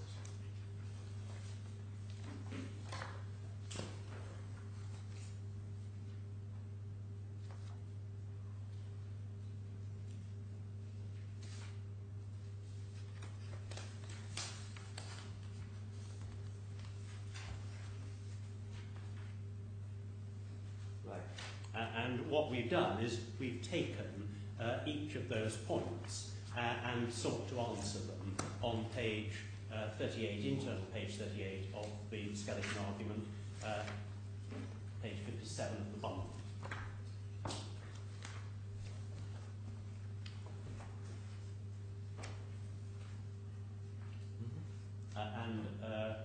In short, we say that if it is a matter where foreign non-convenience is relevant, then the most appropriate forum is Sharjah, is plainly so, and His Honour Judge David Steele got it wrong in that regard.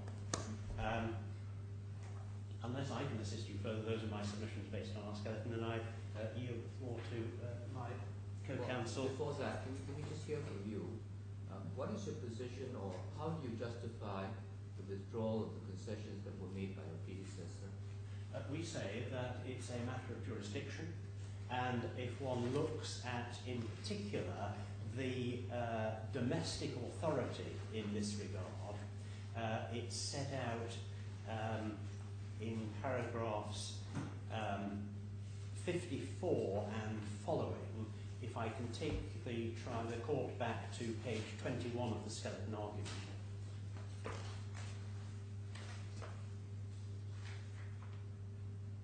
For internal page? Internal page 21.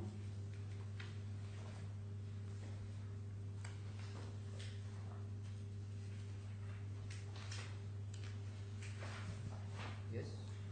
The first extract at the foot of page 21 talks about the distribution of jurisdiction. That's in the penultimate line on page 21, and the fact that distribution of jurisdiction involves public order.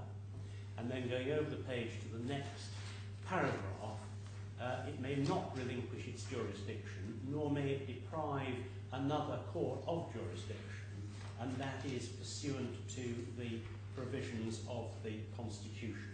Let me make that good by looking or inviting the tribunal to, inviting the court to look at authorities bundle, the first authorities bundle, A1, at A5, and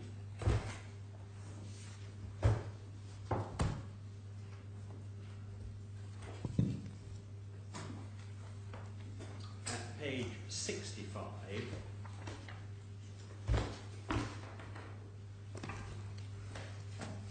Sorry, A1 at A1 tab A5. Sorry, first it's my first the first of the authorities bundles. Tab A5, page 65.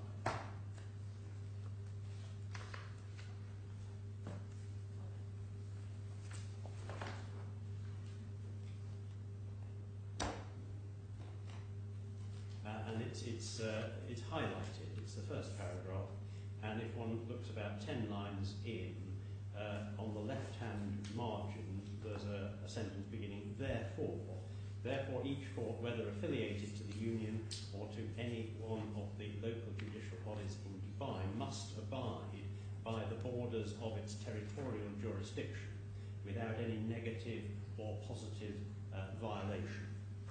So that we say that when one is talking about jurisdiction, jurisdiction can't be conferred by concession. And that's the point that we also make good by reference to the domestic authority, the domestic UK authority of Hardy and Sefton Metropolitan Borough Council.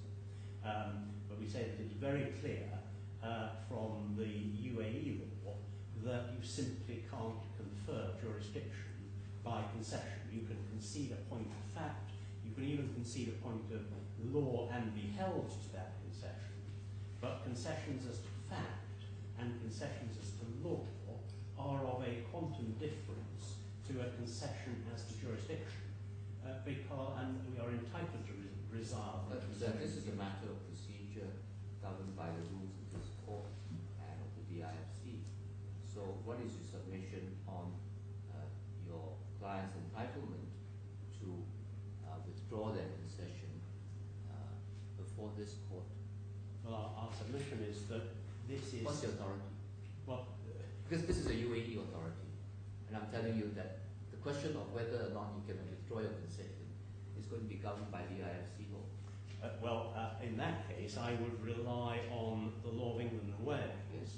and I would take the court to Hardy and Sefton Metropolitan Borough Council, and that is to be found at First Authorities Bundle, tab C3.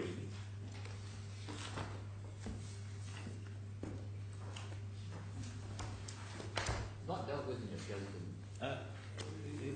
If I can take Your Honour to page 22, please, of the skeleton.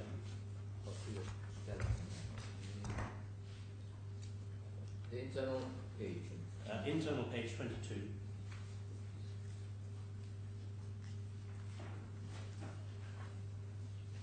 Footnote 13, the first footnote. Having picked up on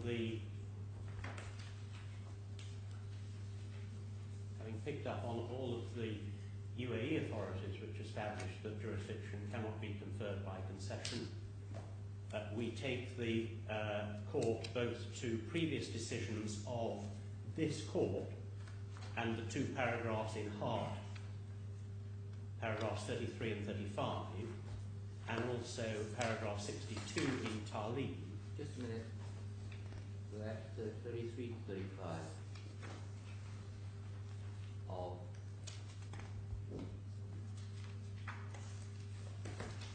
page Page 22. Hardy, yeah.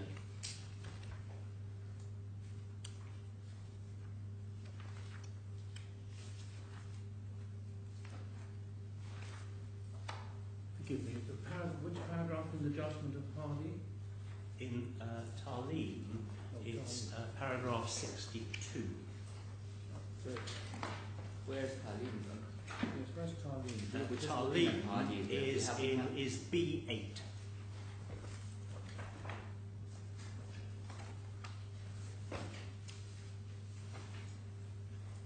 Yes, B8, and which page, please?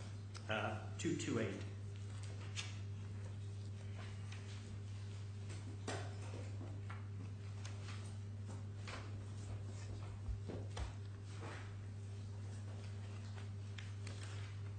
Talim at page 228, paragraph 62, is not open to the parties to a contract to contract into the DIFC court's jurisdiction if the dispute in question falls outside the scope of the court's jurisdiction as delineated by the legislation. So we rely on that, sir. But is that what's happened here? Is this an agreement to contract in?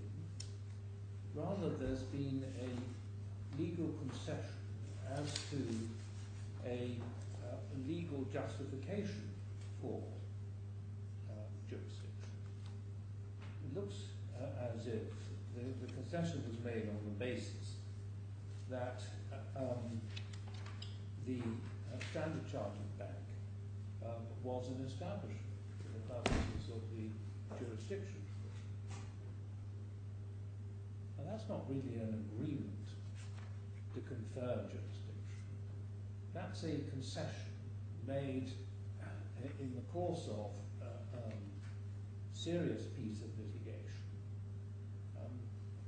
A decision having been taken, no doubt, in the interest of the party in question. And the court relies on it, and so does the other party. And normally one can't just snap one's fingers at a concession made in those circumstances. Well, I certainly accept the general principle that one does not, to use your graphic phrase, snap one's fingers at concessions.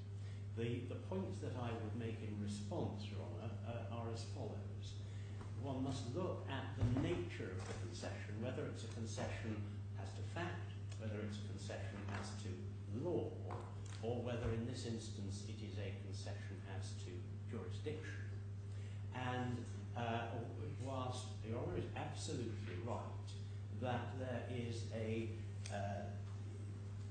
small differentiation to be made between paragraph 62 of Talim and the present circumstances, and indeed the same applies in relation to the paragraphs I've relied on from Hart, which are to be found at tab B1 of the same bundle at page 94.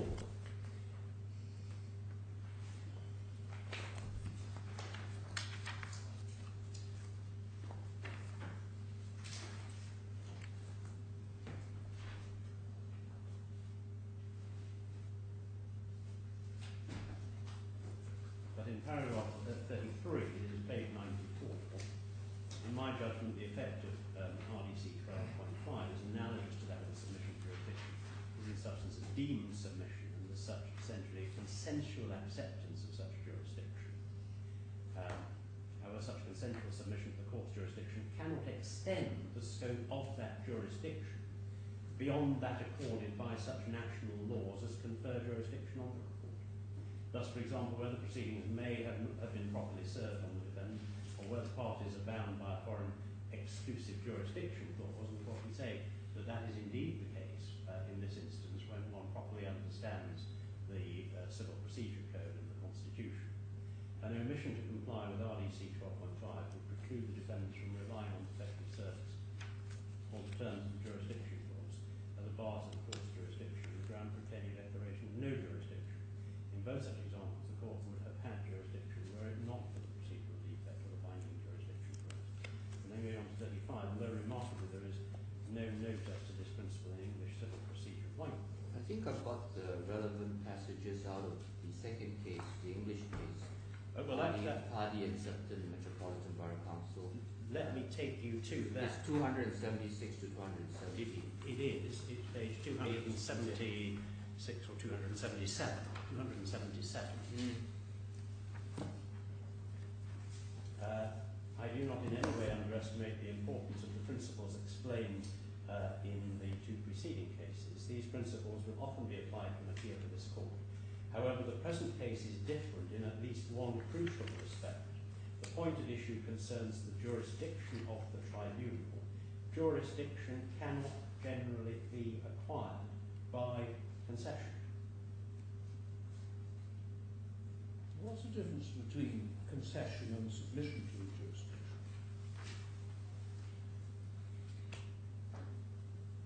We know that parties can submit to the jurisdiction and can be held to their submission. How does that stand with these authorities about concession? At first instance, it wasn't a submission to the jurisdiction of the court, because if there had been wholesale submission to the jurisdiction of the court, then there wouldn't have been even a first hearing, let alone an appeal.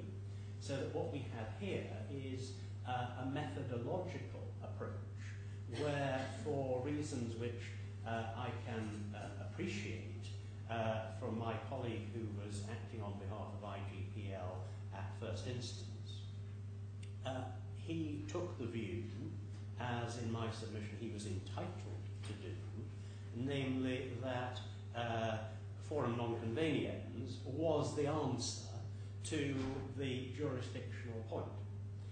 Given that we now have the benefit of the order of His Honour Judge Sir David Steele, we can see that in the course of that, the reasons supporting his order, he finds that the arguments as regards the non-applicability of forum non-conveniens is a compelling argument. And if your honours wish to look back at the way in which that's dealt with in the schedule of reasons. But forum non-conveniens isn't what we're talking about here. I think just to get form right, if you read the Sefton case again, I think it says that if you have made a concession, you want to withdraw it, you have to get leave of the court. Because otherwise, you'll be into a Henderson and Henderson kind of estoppel for future cases. So do you formally apply for leave to withdraw the concession made by your predecessor? Certainly insofar as that is the proper way, yes. I would apply for permission, and if that is the proper way, then may I tender my apologies for not having included a formal application for permission to withdraw the concession. I confess I had looked at Hardy and Sefton Metropolitan Borough Council, and I had treated it as being on the basis that concession could not confer jurisdiction, and insofar as I have not followed the proper route, I'm happy to stand upbraided for not doing that, and I'm happy to put matters right by making an application for permission formally to resile from the concessions, both as regards jurisdiction and as regard opt-out, because I think that there were two concessions referred to. If one looks at the schedule of reasons, bundle 1, tab A, paragraph 2 and 3 both refer to concessions. One as to jurisdiction, as to the gateway, the applicability of the gateway, and the other as to opting out. I don't think you need to be too hard on yourself because you did give notice of it. It's been fully argued by your opponent in your actual original notice of appeal. Not in the skeleton, but in the notice itself, although you technically haven't used the word leave. I just want to get the record straight so that when we write the judgment, we can treat it in its proper context. And I'm not going to hide behind or try to shoehorn something into that which was not there. I could have made a formal application, and whilst I'm grateful for the recognition that the point certainly couldn't have taken my learned friend by surprise, and therefore there can be no prejudice, matters should be done properly, and I'll do it right next time. Fine. So we're now hearing Mr. Adiadurus. Yes, thank you. The main course. Thank you. Well, I have no intention to rerun all the discussion argument with my colleague, co-counsel Mike did it, but I want to make a brief and general presentation about the UAE judicial system that I hope will going to answer many questions raised by the esteemed court. What I'm going to say, I don't think definitely is new for His Excellency Mr. Omar. He is trained in the civil law system. He was judged in the Dubai court. And I'm sure it's not strange or new for you, Chief Justice, Your Honor, because you are witnesses the development of DIC since its inception. But if my information is correct, that I understand that Sir Richard Field is relatively newcomer compared to yourself. So, but at the same time, I would say that before we go into detail of the facts and the argument of the jurisdiction, sometimes I talk about myself, sometimes I forget the general principle. So I think my main role here, or my mission in few minutes I have left for me, to give you an overall how the systems work in UAE. And to starting with that, I will take you to the Constitution. This is the basic things. In the Constitution, there is a chapter 5. Yeah, can we just have that reference? Maybe Mr. Patrick Joyce can help because he's more familiar with those bundles. Bundle at E3, I think. Right. 1 and 3 authorities bundle? Second authorities bundle, tab E3.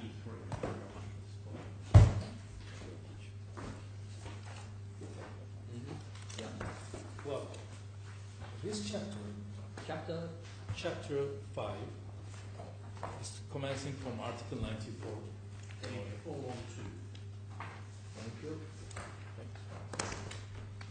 This is the, as opposed to many constitutions in the world, the Constitution we're going to say the judiciary, the national judiciary, or the national court, chapter on national court jurisdiction. We start to say the judiciary in the federation and the emirates. What does reflect? That we are federal and there is a jurisdiction for the federation and there is a jurisdiction for the emirates. The name and the title of the chapter itself reflect this principal concept. As we know, Emirate is a federation of 7 emirates, and we have in our federal government, we are talking about 8 sovereign entities. The purpose was here in this chapter, and that was since our inception of our country in 1971. The federation was still young, and we are proud to say in UAE this is the only federation successful in the Arab world. And that is done because the wisely people who drafted this constitution make it clear the distinction between the boundaries of jurisdiction of the federal court and the Emirates court, Now, as a principle, I'll take you to Article 104 of the Constitution. As a principal system here, the UAE adopted the territorial concept. Each emirate, they may exercise its jurisdiction in its own territory, except for a specific exclusive matter granted to the federation, which is falling under 102, which is talking about if a case involving the federal government or any federal body, then it is exclusively go to the federal court. And there is other some matters was about the civil and commercial matter in the permanent capital of the capital. Just for interest of Sir Fida would say, when we created the country, created the federation, it was anticipated there would be a capital, federal capital, like we have Ottawa in Australia and Canberra, Ottawa in Canada and Canberra in Australia. Here we want to make a city between Dubai and Abu Dhabi called Karama City. That was supposed to be. So this, in this particular point, the federal capital, the jurisdiction, the federal jurisdiction apply. But this constitution renewed for several times, and these capital were never being built or developed. And finally, I think for the last 10 years or 15 years, it has been, the constitution amended, it became clearly and make established the capital is Abu Dhabi. So therefore, paragraph 2 and 3 of Article 104 became redundant. And the only... Are you saying that the permanent capital of the Union is now regarded as Abu Dhabi? Yes, sir. Yes, sir. By some statutes? I think so. I can't recall, but that is the fact, yes. Perhaps you could let us have that Possibly. citation later on. Maybe I can later on. I will do this, and I'll be more than happy to. But, so therefore, the only exclusive jurisdiction for federal is for the case, administrative case involving the federal government. But, apart from that, Article 105 of the article itself, the Constitution itself, make it clear that any emirate out of the 7 emirates can yield up its own jurisdiction in favor of the federal government and federal jurisdiction. And this is what happened exactly. 4 emirates, which is now currently a 4 emirates, Sharjah, Ajman, Al-Quwain, and Al-Fujairah, are yield up their jurisdiction to the federation. As a matter of fact, it was led by Abu Dhabi is the first one yield up its jurisdiction to the federal. But for the last 7 or 8 years, Abu Dhabi Emirates decided to redeem its own local jurisdiction. Now, therefore, the federal have 2 jurisdictions. One, the primary jurisdiction, for which is falling under 102A, which is any administrative case involving the Dubai government, federal government. This is number 1. Now, there is another. This is Article 102. Paragraph, exactly, sir. Yeah. And then we have ancillary, if I call it ancillary jurisdiction, which is not decided for the federation, but by default, the federation exercising in the emirates that yield up its own jurisdiction to the federal, like a Sharjah. So now, like a Sharjah emirate. So the Sharjah emirate courts, all the courts in Sharjah emirates are the federal courts, and that is the federal jurisdiction. And even the administrative cases against the federal government supposed to be in only the court with dealing this matter in the permanent capital of the federation, which is abandoned the idea now. The current capital is the Abu Dhabi, but there was an amendment in the following laws. I can't remember the laws. 1996. Exactly. Thank you, sir. So that is giving also this jurisdiction for each emirate yield up its jurisdiction to the federal. They can, if I want to sue a federal government, I can file this case before Sharia court because it's a federal court. Now, having said that, each emirate was exercising its jurisdiction independently, but there are certain parameters. The parameters set out are in exercising its jurisdiction, each emirate should follow strictly the parameters for jurisdiction laid down in the UAE Civil Procedure Code, and in precisely in from Article 20 to 24, which is dealing with the territorial jurisdiction.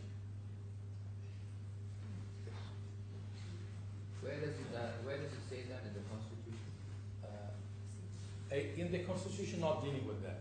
The Constitution said each emirate can exercise a jurisdiction, and they haven't elaborated what they can do the emirate. But what happened is, okay, how the emirates claim the jurisdiction, because there was a federal law of the civil procedure has been established. This is in the law number 11 for 1992. It is in E2. in Bundle E, tab E2, same bundle. Before you go there, Mr. Lewis, can you just confirm my impression in reading those passages of the Constitution which your team have highlighted in yellow? I don't see any provision that empowers the federal courts to actually deal with disputes, civil disputes between private parties. If both parties are private parties, then it doesn't come before the Union Court, right? it is in Article 105 of the Constitution itself, sir. All or part of the jurisdiction assigned to the local judicial authorities in accordance with the preceding article, which is 104. So, And so what Article 104 says, except where there are specific matters allocated to the jurisdiction of the Union Court, local emirates have free autonomy in legislating for and trying exactly. cases. It doesn't even say within their own emirate, but Yeah, so which is territory jurisdiction. Yes. basically the federal court is not a commercial court. It's not a court to deal with private disputes. Is that right? Generally. No. Yes and no. The answer is yes and no. Yes, it is the exclusive jurisdiction goes to the federation, federal government, federal court. Yes, but when the emirates yield up its own jurisdiction to the federal court, then the federal court is stepping in the same shoes of the local courts. They exercise everything's possible, all the dispute in that emirate, dealing with it, whether commercial, civil, criminal, any type of that. And this is the fact established for the last 43 years in UAE, nothing new. That's primary jurisdiction or appellate jurisdiction? No, it In other words, does the Union Court get involved in commercial disputes? It is a. At the first instance, is there a CFI in the federal court? What do you mean by CFI? Court of first instance. Okay. Yes. There is a court of instance, there is an appeal court, and there is a Supreme Court. Right. But only for federal matters, though. No, sir. No, sir. For all matter, commercial, be civil, commercial, personal status, criminal, in falling in the emirate that has yielded up its jurisdiction to the federation, like a Sharjah emirate, the federal court in Sharjah emirate can deal with any matter between the individual, between the government, but anything. So it's like almost like a Dubai court. So they have the two roles of the. Where does it say Dubai courts have ceded their jurisdiction to the federal court? Because that's Dubai, the starting no, point. no, I haven't said Dubai. Dubai is maintained its jurisdiction. Dubai, Emirate, and Ras Al Khaimah Emirate. These are the four judicial authorities. Yes, right? which is okay. They're maintained. I'm talking about the Emirates that still have operating under federal jurisdiction, which is including Emirate of Sharjah. Sharjah. Exactly. That is a fundamental distinction. Okay. Now, what is the rule for each emirate claiming their own jurisdiction? The answer will not find in the Constitution, I'm afraid. You'll find the answer in the Civil Procedure Code of the UAE, which is law number 1192. Sorry, Mr. Patrick Joyce, can we have that That's of that, the Civil Procedure Code? Yes, it's in bundle E2, and I think that Mr. Al-Adris will start at 296. I think it'll probably be Article 20 Exactly. and Article 31. Yes, you're right. Sir. 296.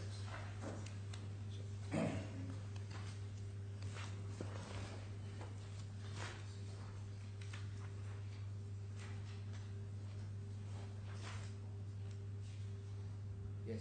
So this is a federal law. It is not automatically applicable in the emirate if that maintain its own jurisdiction like in Dubai, unless a Dubai ruler adopts this law. And I don't have now, I can provide to the authority for that.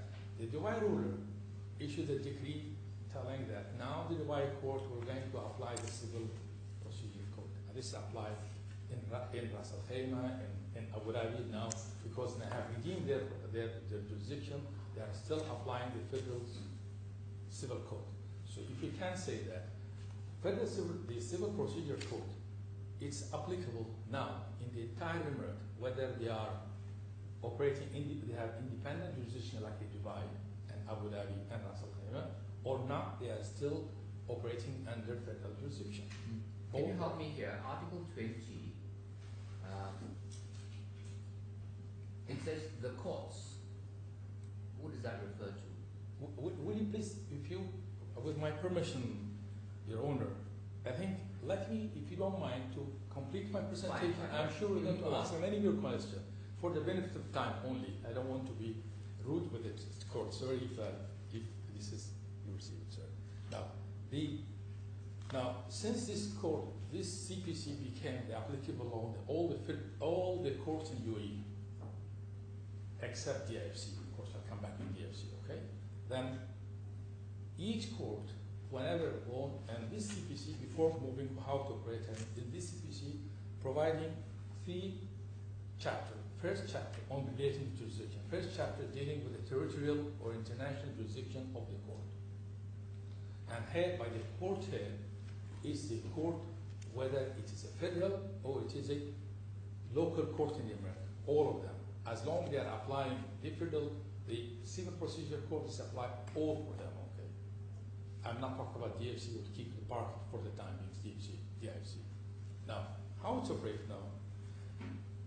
This is international chapter on the international territorial jurisdiction, and there is another chapter talking about the different type of the court. To answer your question, Your Honor, about there is a first instance court, appeal court, a Supreme Court, and there is a various type of the court. There is a criminal court, there is a civil court, etc., etc. And there is a court dealing with a marital matter. There is a court dealing with the summary matter. So all this is administrative organization of the court judicial system in the UAE. Okay. And the third section, which starts from 31, is dealing with the local jurisdiction of the court. So that means if a big emirate like in Abu Dhabi, they have a 3 main region, western region, which is in Riyadh and Dewan, and we have the central region, which is the capital Abu Dhabi, and the eastern region, which is a allied city. And if Abu Dhabi court, by applying the procedure code in article 21, from 20 to 24, they found they have a jurisdiction, then the question remains, which court among that particular judicial authority is competent? This is the local jurisdiction rule we're going to decide, which is a completely, I want to keep it outside of scope of our discussion here, because we are challenging the jurisdiction of the DFC court on the basis of the territorial, the chapter on the territorial jurisdiction of the UAE court. So for the local jurisdiction rules, I want to, for the time being, of course, I will address it if the tribunal of the court want me to do for any particular issue. Having said that, now, if you go back to the Constitution, and this chapter 5, dealing with the judiciary system in UAE,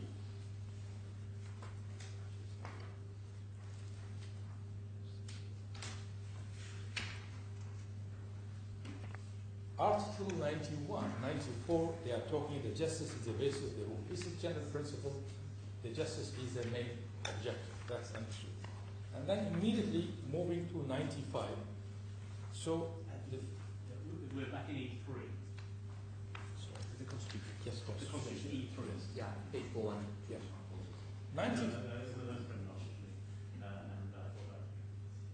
So after having cited the first principle rule for the justice, this justice is the main objective of the judiciary, which is a well-known. And then moving the first ever article in our Constitution, 95, talking judiciary, talking about the federation shall have a federal Supreme Court. And the federal, and the now the Federal Supreme Court, what is function? It is detailed in detail the following part in the articles to ensure that no emirate can claim a strict jurisdiction for other emirates or the jurisdiction of the federal, and also the federal court may not strip the jurisdiction of a local court and that is it.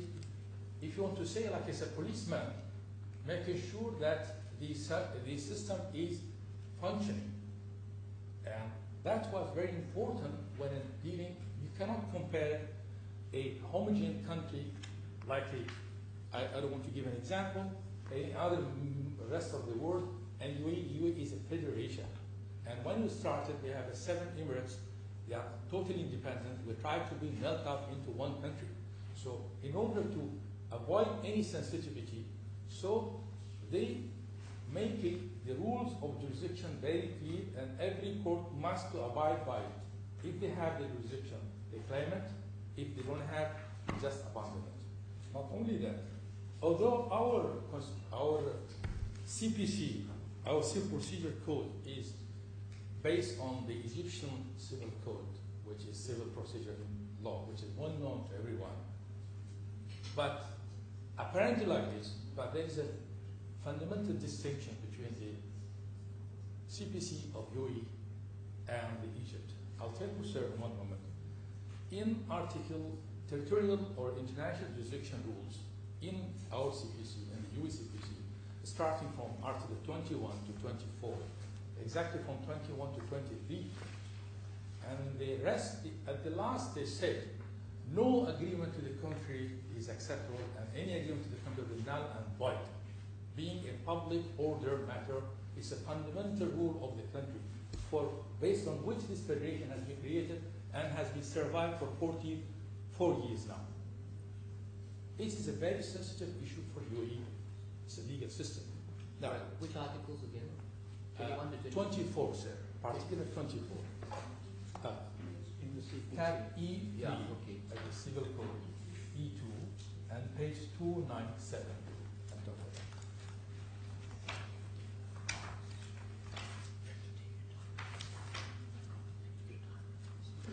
Now, that kind of prohibition to any agreement to the contrary exists only in UAE, not in the Egypt where Egyptian civil procedure, where they have been based on their own law.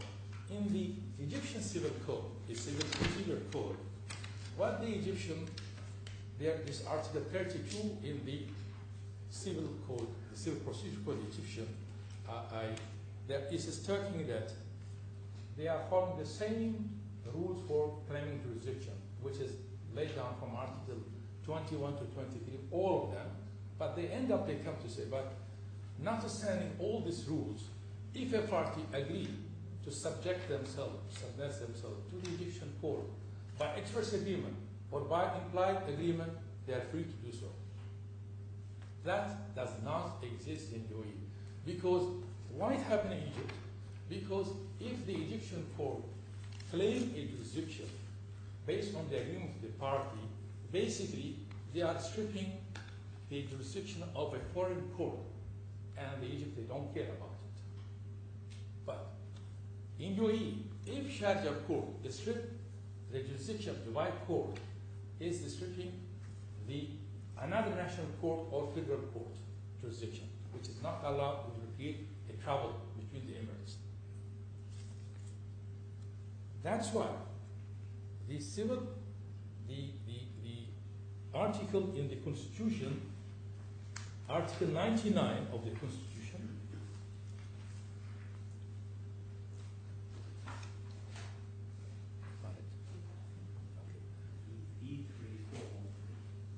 the Constitution itself.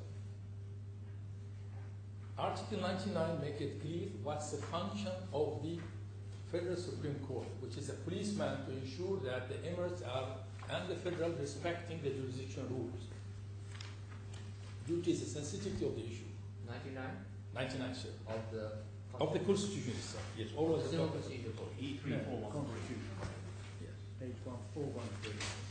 Please help me with page. E313.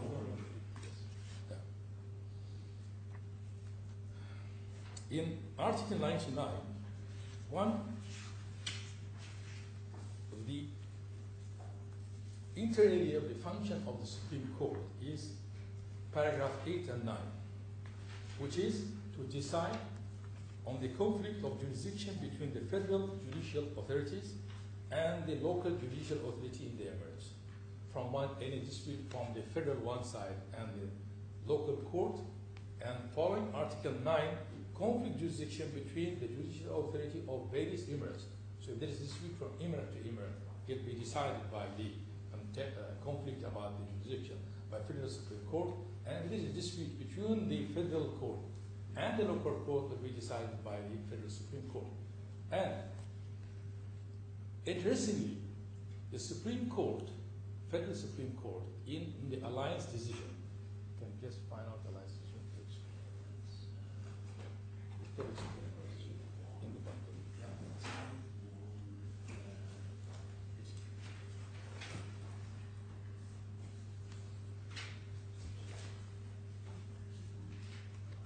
B5. E5. Authorities bundle 21B5.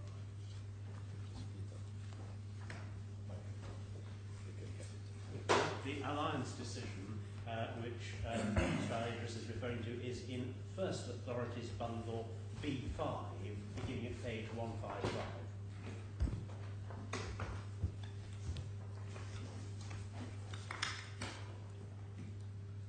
Yeah.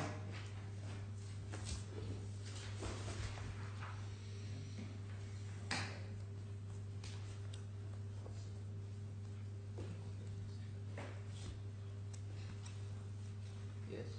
Well, the Federal Supreme Court in this ruling, they added another case where it is the Federal Supreme Court is competent to decide, which is the no, I'm talking about the alliance case decided by the Federal Supreme Court, not Sorry, my error. It's I apologize. no, it's my error, and I think it's going to be A4 or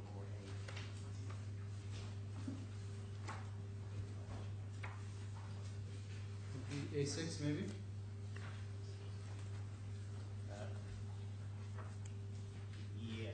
Yes, I think it is A6. I'm right.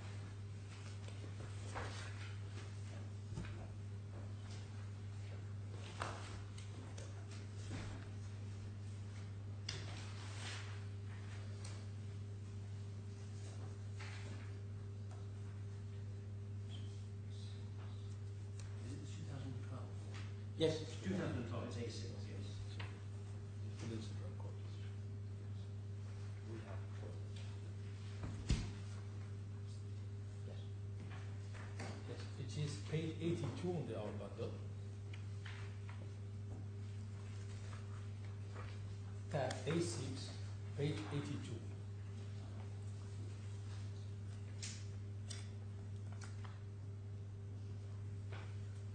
So, in addition to the two cases of conflict, which is falling under jurisdiction of the Federal Supreme Court, the Federal Supreme Court decided in this particular case that also they added a new case, which is a conflict of jurisdiction between the court in the same judicial authority, where the Emirates have the two judicial authorities. Apparently, the court refers to the GIFC, because at that time this ruling sat down. There is no other emirate like Dubai. We have a parallel judicial system. So the decision between the conflict of jurisdiction between Dubai court and the FC court, according to the ruling of the Supreme Court, is still subject to Federal Supreme Court. I must admit, this is not the protocol the DFC signed with the Dubai court, that they were going to abandon their jurisdiction the moment they say the matter with DFSO, they gave up because they have basically an instruction to set aside, leaving the door for because they're exclusive. That is not going to apply in the Federal Supreme Court. when you have the conflict, the Union Supreme Court has jurisdiction on the request of one of the conflicting courts, correct? Yeah. So one of the courts must take the action, not the party. No, sir. I disagree with you with my due respect. Article 99, which I have mentioned, okay. Yeah, sorry, but you're going back and forth. Which? In the Constitution, sir. In the Constitution. You ask me a very basic question, I'll take you to the basic document, which is the Constitution. E3413.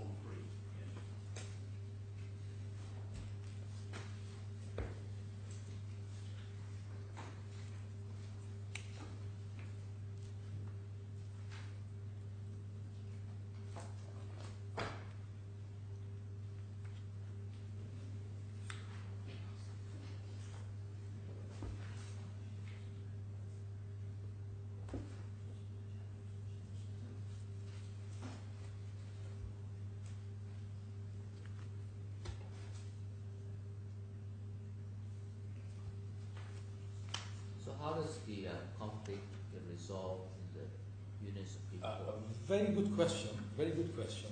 I don't want to waste time to look the exact. No, I mean this is of direct relevance because if you say now there is a conflict, then one or other of the two courts in conflict, or maybe both, should be making the request, if that is what is required, or if you say that it is open to either of the disputing parties to approach the Union Supreme Court to resolve the conflict.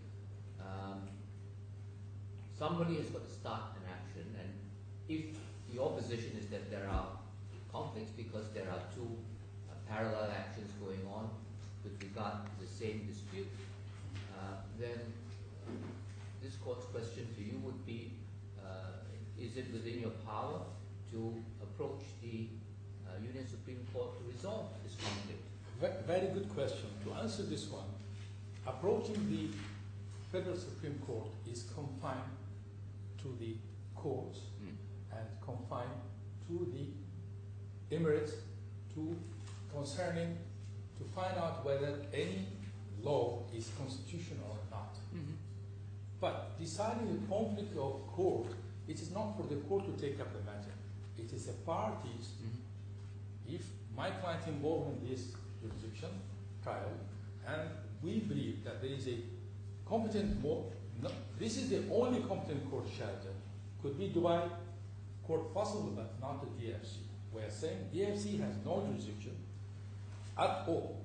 And if DFC decided that they have a jurisdiction, like we have in the lower court, and we are waiting the decision of your court, and then we'll wait also what's happening in the court we are running parallelly.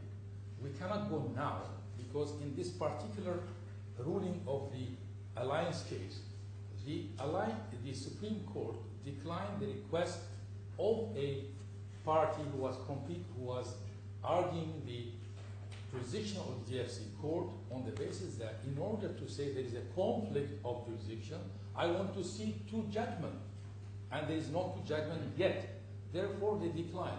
So paradox. So in principle, the Supreme Court were going to hear these cases, but they set the test they have put for accepting this case, their jurisdiction. They want to see a two conflicting judgments. So far, there's not two conflicting judgments, but we are submitting here to avoid this conflict, and we're going to say to the party, message very clear and loud to the court. If the court will decide jurisdiction, we will definitely take up the matter to Supreme Court. And the Supreme Court, we're going to follow the CPC, not the DFC court. That is our message clear and loud to the court. Good. Having said that, there is three areas where the Supreme Court can decide. Now, you asked my colleague a very good question. Why you believe that where is your authority to say that a Dubai court cannot strip the jurisdiction of Sharjah court and vice versa. There is a no, you ask me which law is talking about. You are right, sir. There is no law about it. I confirm to you so far.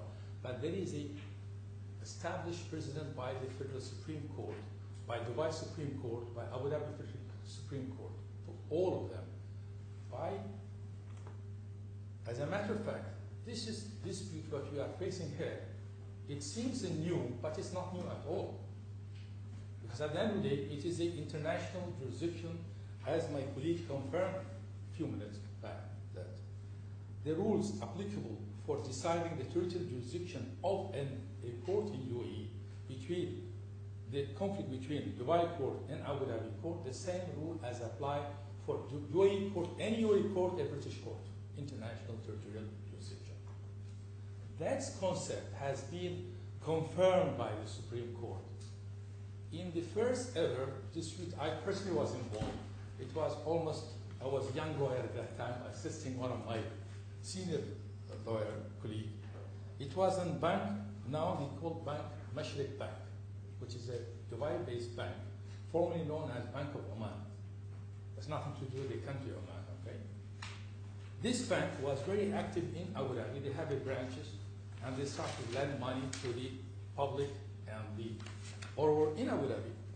And they are making very small thin line. This is any dispute will go to subject to the exclusive jurisdiction of Dubai court. That was the first matter happened in 85. This issue was being raised, 85. And this matter is clear to the Supreme Court, and where the Supreme Court make it very clear that the jurisdictional, territorial, international jurisdiction rule as laid down in the CPC is of a public or the mandatory. Any court may not strip anything, the jurisdiction of other court, or claim a jurisdiction where they don't have a jurisdiction. In this sense, the mere agreement of the parties is not ground for claiming jurisdiction. With my due respect, what's mentioned in the DFC court, but it's not the way it's operated by the Federal Supreme Court.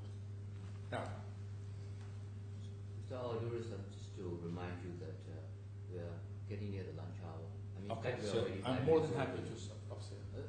No, please finish what you have to No, say. I can stop here and we can carry on. And I did anticipate, so I had a word with the learned friend, and he's happy for the submissions to continue even 15 minutes after that. Until 1 o'clock. Sorry, I'm happy for him to continue until 1 o'clock. Yeah, so a few minutes more we have? Oh, a few minutes. I will try to wrap it up.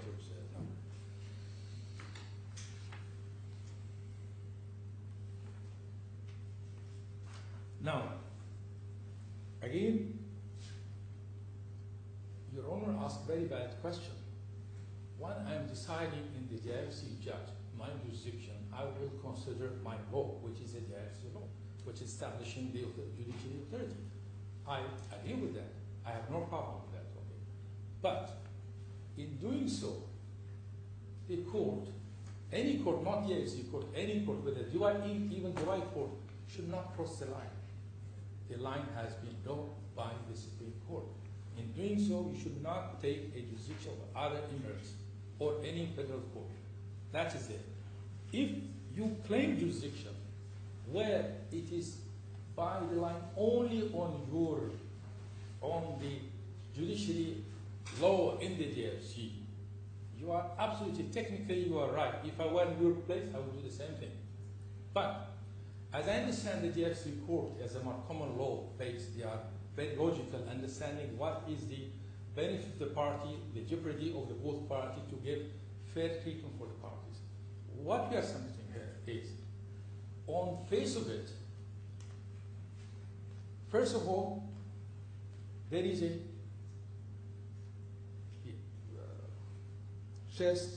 field make it summarize very clearly the ground of the jurisdiction claimed by the respondent. They make it, well, we have two grounds. First of all, we have establishment in the DFC, which will going to bring us directly with that. And number two, there's an agreement. Our submission, none of them is correct. First of all, simply mere establishment, being establishment in having a branch or in DFC for Standard Chartered Bank will not bring the jurisdiction. This is, if I understand them well, and the common law they're calling the long-arm status. This long-arm status, as I went to one case in New Jersey, in Newark, they have applied the same thing. And even that there is a restriction for that. You should have show some sort of connection. In this case, there is no connection at all. And back to the question, very valid question your owner raised, I wanted to answer it at that time. What is the significance that signed the agreement between the party, between Standard Chartered Bank, whether the party is going to lend the money, the DFC branch or the Dubai branch? What's different? It is administrative. I'm afraid it's not administrative. It is very, very important. Our client, when deal with the bank as a branch of a foreign company licensed by the central bank sitting in Dubai, subject to UAE laws, which I'm talking about, except the DFC report. And this is not the intention to go right away. So now, if there is an agreement, if we say, first of all, there is no express agreement on DFC. That's, I think, it's a common ground for everyone. But the court, or His Excellency Justice Reed, believe that I have to look into the intention of the parties. What was the intention when they decided to come to, whether they have trying to opt out DFC or not? For me, it's a totally from the Civil Procedure Code that will going to be applied to the Federal Supreme Court. They are reversing the burden of proof because DFC has exclusive jurisdiction out of the Dubai court. When I come to Dubai court, to make Dubai court, unless the parties give proof that they meant to include this one, I don't want to prove that they have opted out because they are not the principal, they are not the general jurisdiction. The general jurisdiction is the Dubai court, it's not the DFC court. The DFC court have exclusive jurisdiction unless the party expressly agreed or impliedly agreed.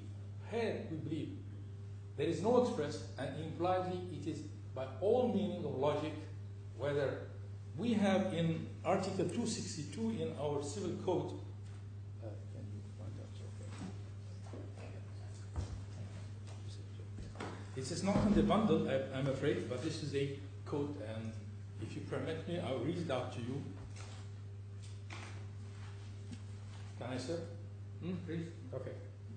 The absolute applies absolutely, unless there is evidence whether textual or indicative restraining it. What this means? When I'm saying to Dubai court, I mean Dubai court, which is a Dubai court of the Dubai government, who is operating under Arab system, under law number 92. It doesn't mean they are going to the court, a special court for a specific purpose, is sitting in the IFC operating under the English language. It cannot, unless there is indication. In fact, there is no indication, there is indication to the contrary. Why?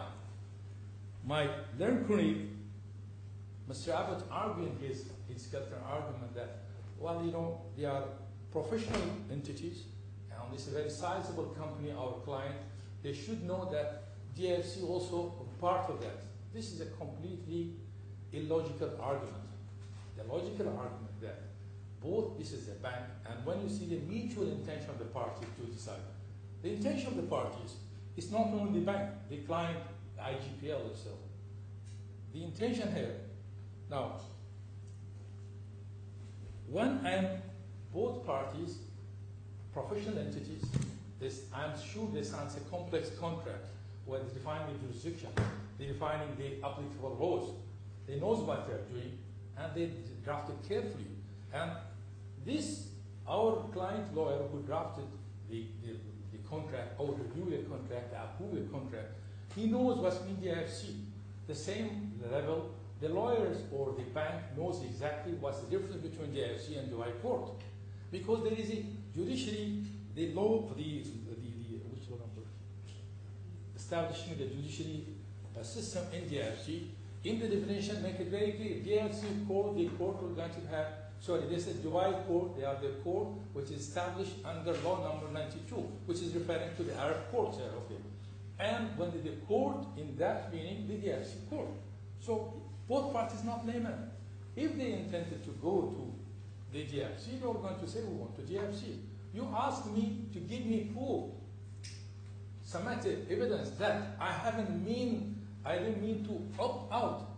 Why first opt out? The general jurisdiction remains with Dubai and not for the DFC. DFC is exceptional, and the exceptional should be treated very constant and interpreted with very constructive way. Yeah, thank you, sir. It is in bundle E1. No, it is bundle 2 of the authorities. Could you please tell them? Bundle 2 of the authorities, tab E1, page 283, which is the definition section of law number 12 of 2004, which is the judicial authority law. E1. E1 of bundle 2 of the authorities. No, that's how judicial authority works.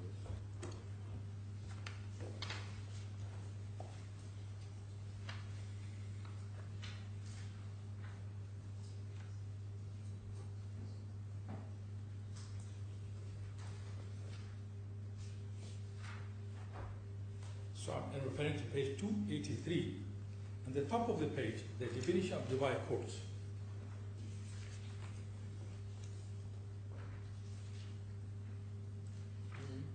So when the Dubai courts mean courts of Emirates established pursuant to the aforementioned law number 3 of 1992. And then after a few lines there is a courts. Courts mean, in this sense, mean the court of financial of first instance and the court of appeal established pursuant to this law, which is made the law establishing the DFC authority as a judiciary. So while we are looking for interpretation, there is no room for interpretation.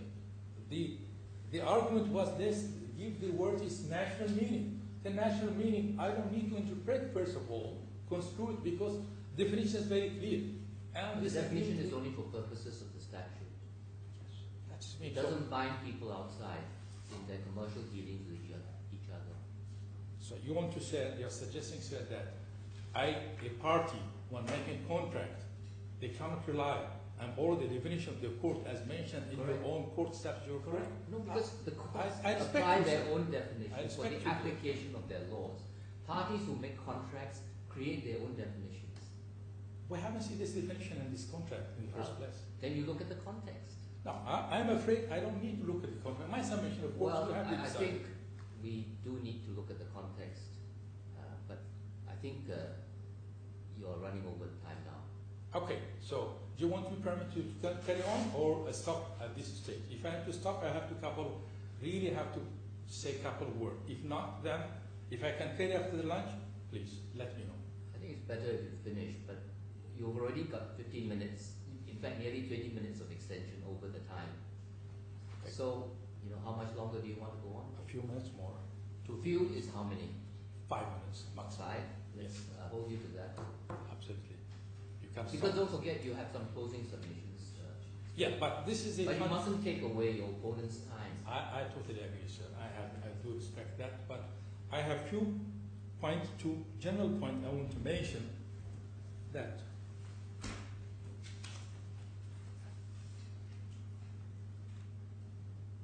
this dispute, in conclusion, I would say, the nature of dispute is conflict of jurisdiction between an Emirate court, whether DFC or Dubai court, with another court. And this is any agreement, even there is such an agreement, this agreement will be regarded null and void from the UAE perspective. Now, I'm not suggesting that CPC or the UAE CPC will going to apply here, but all I ask Your Honor to take into consideration the consequence of the decision, because at the end of the day, if the Supreme Court, they say it is null and void this agreement, which is established by 30 years precedent we have here, okay, that will be waste of time and money and effort. All I want to say that. Thank you very much. Thank you. Right. Come back and announce by 5 2. In fact, come back by 2 p.m. All rise.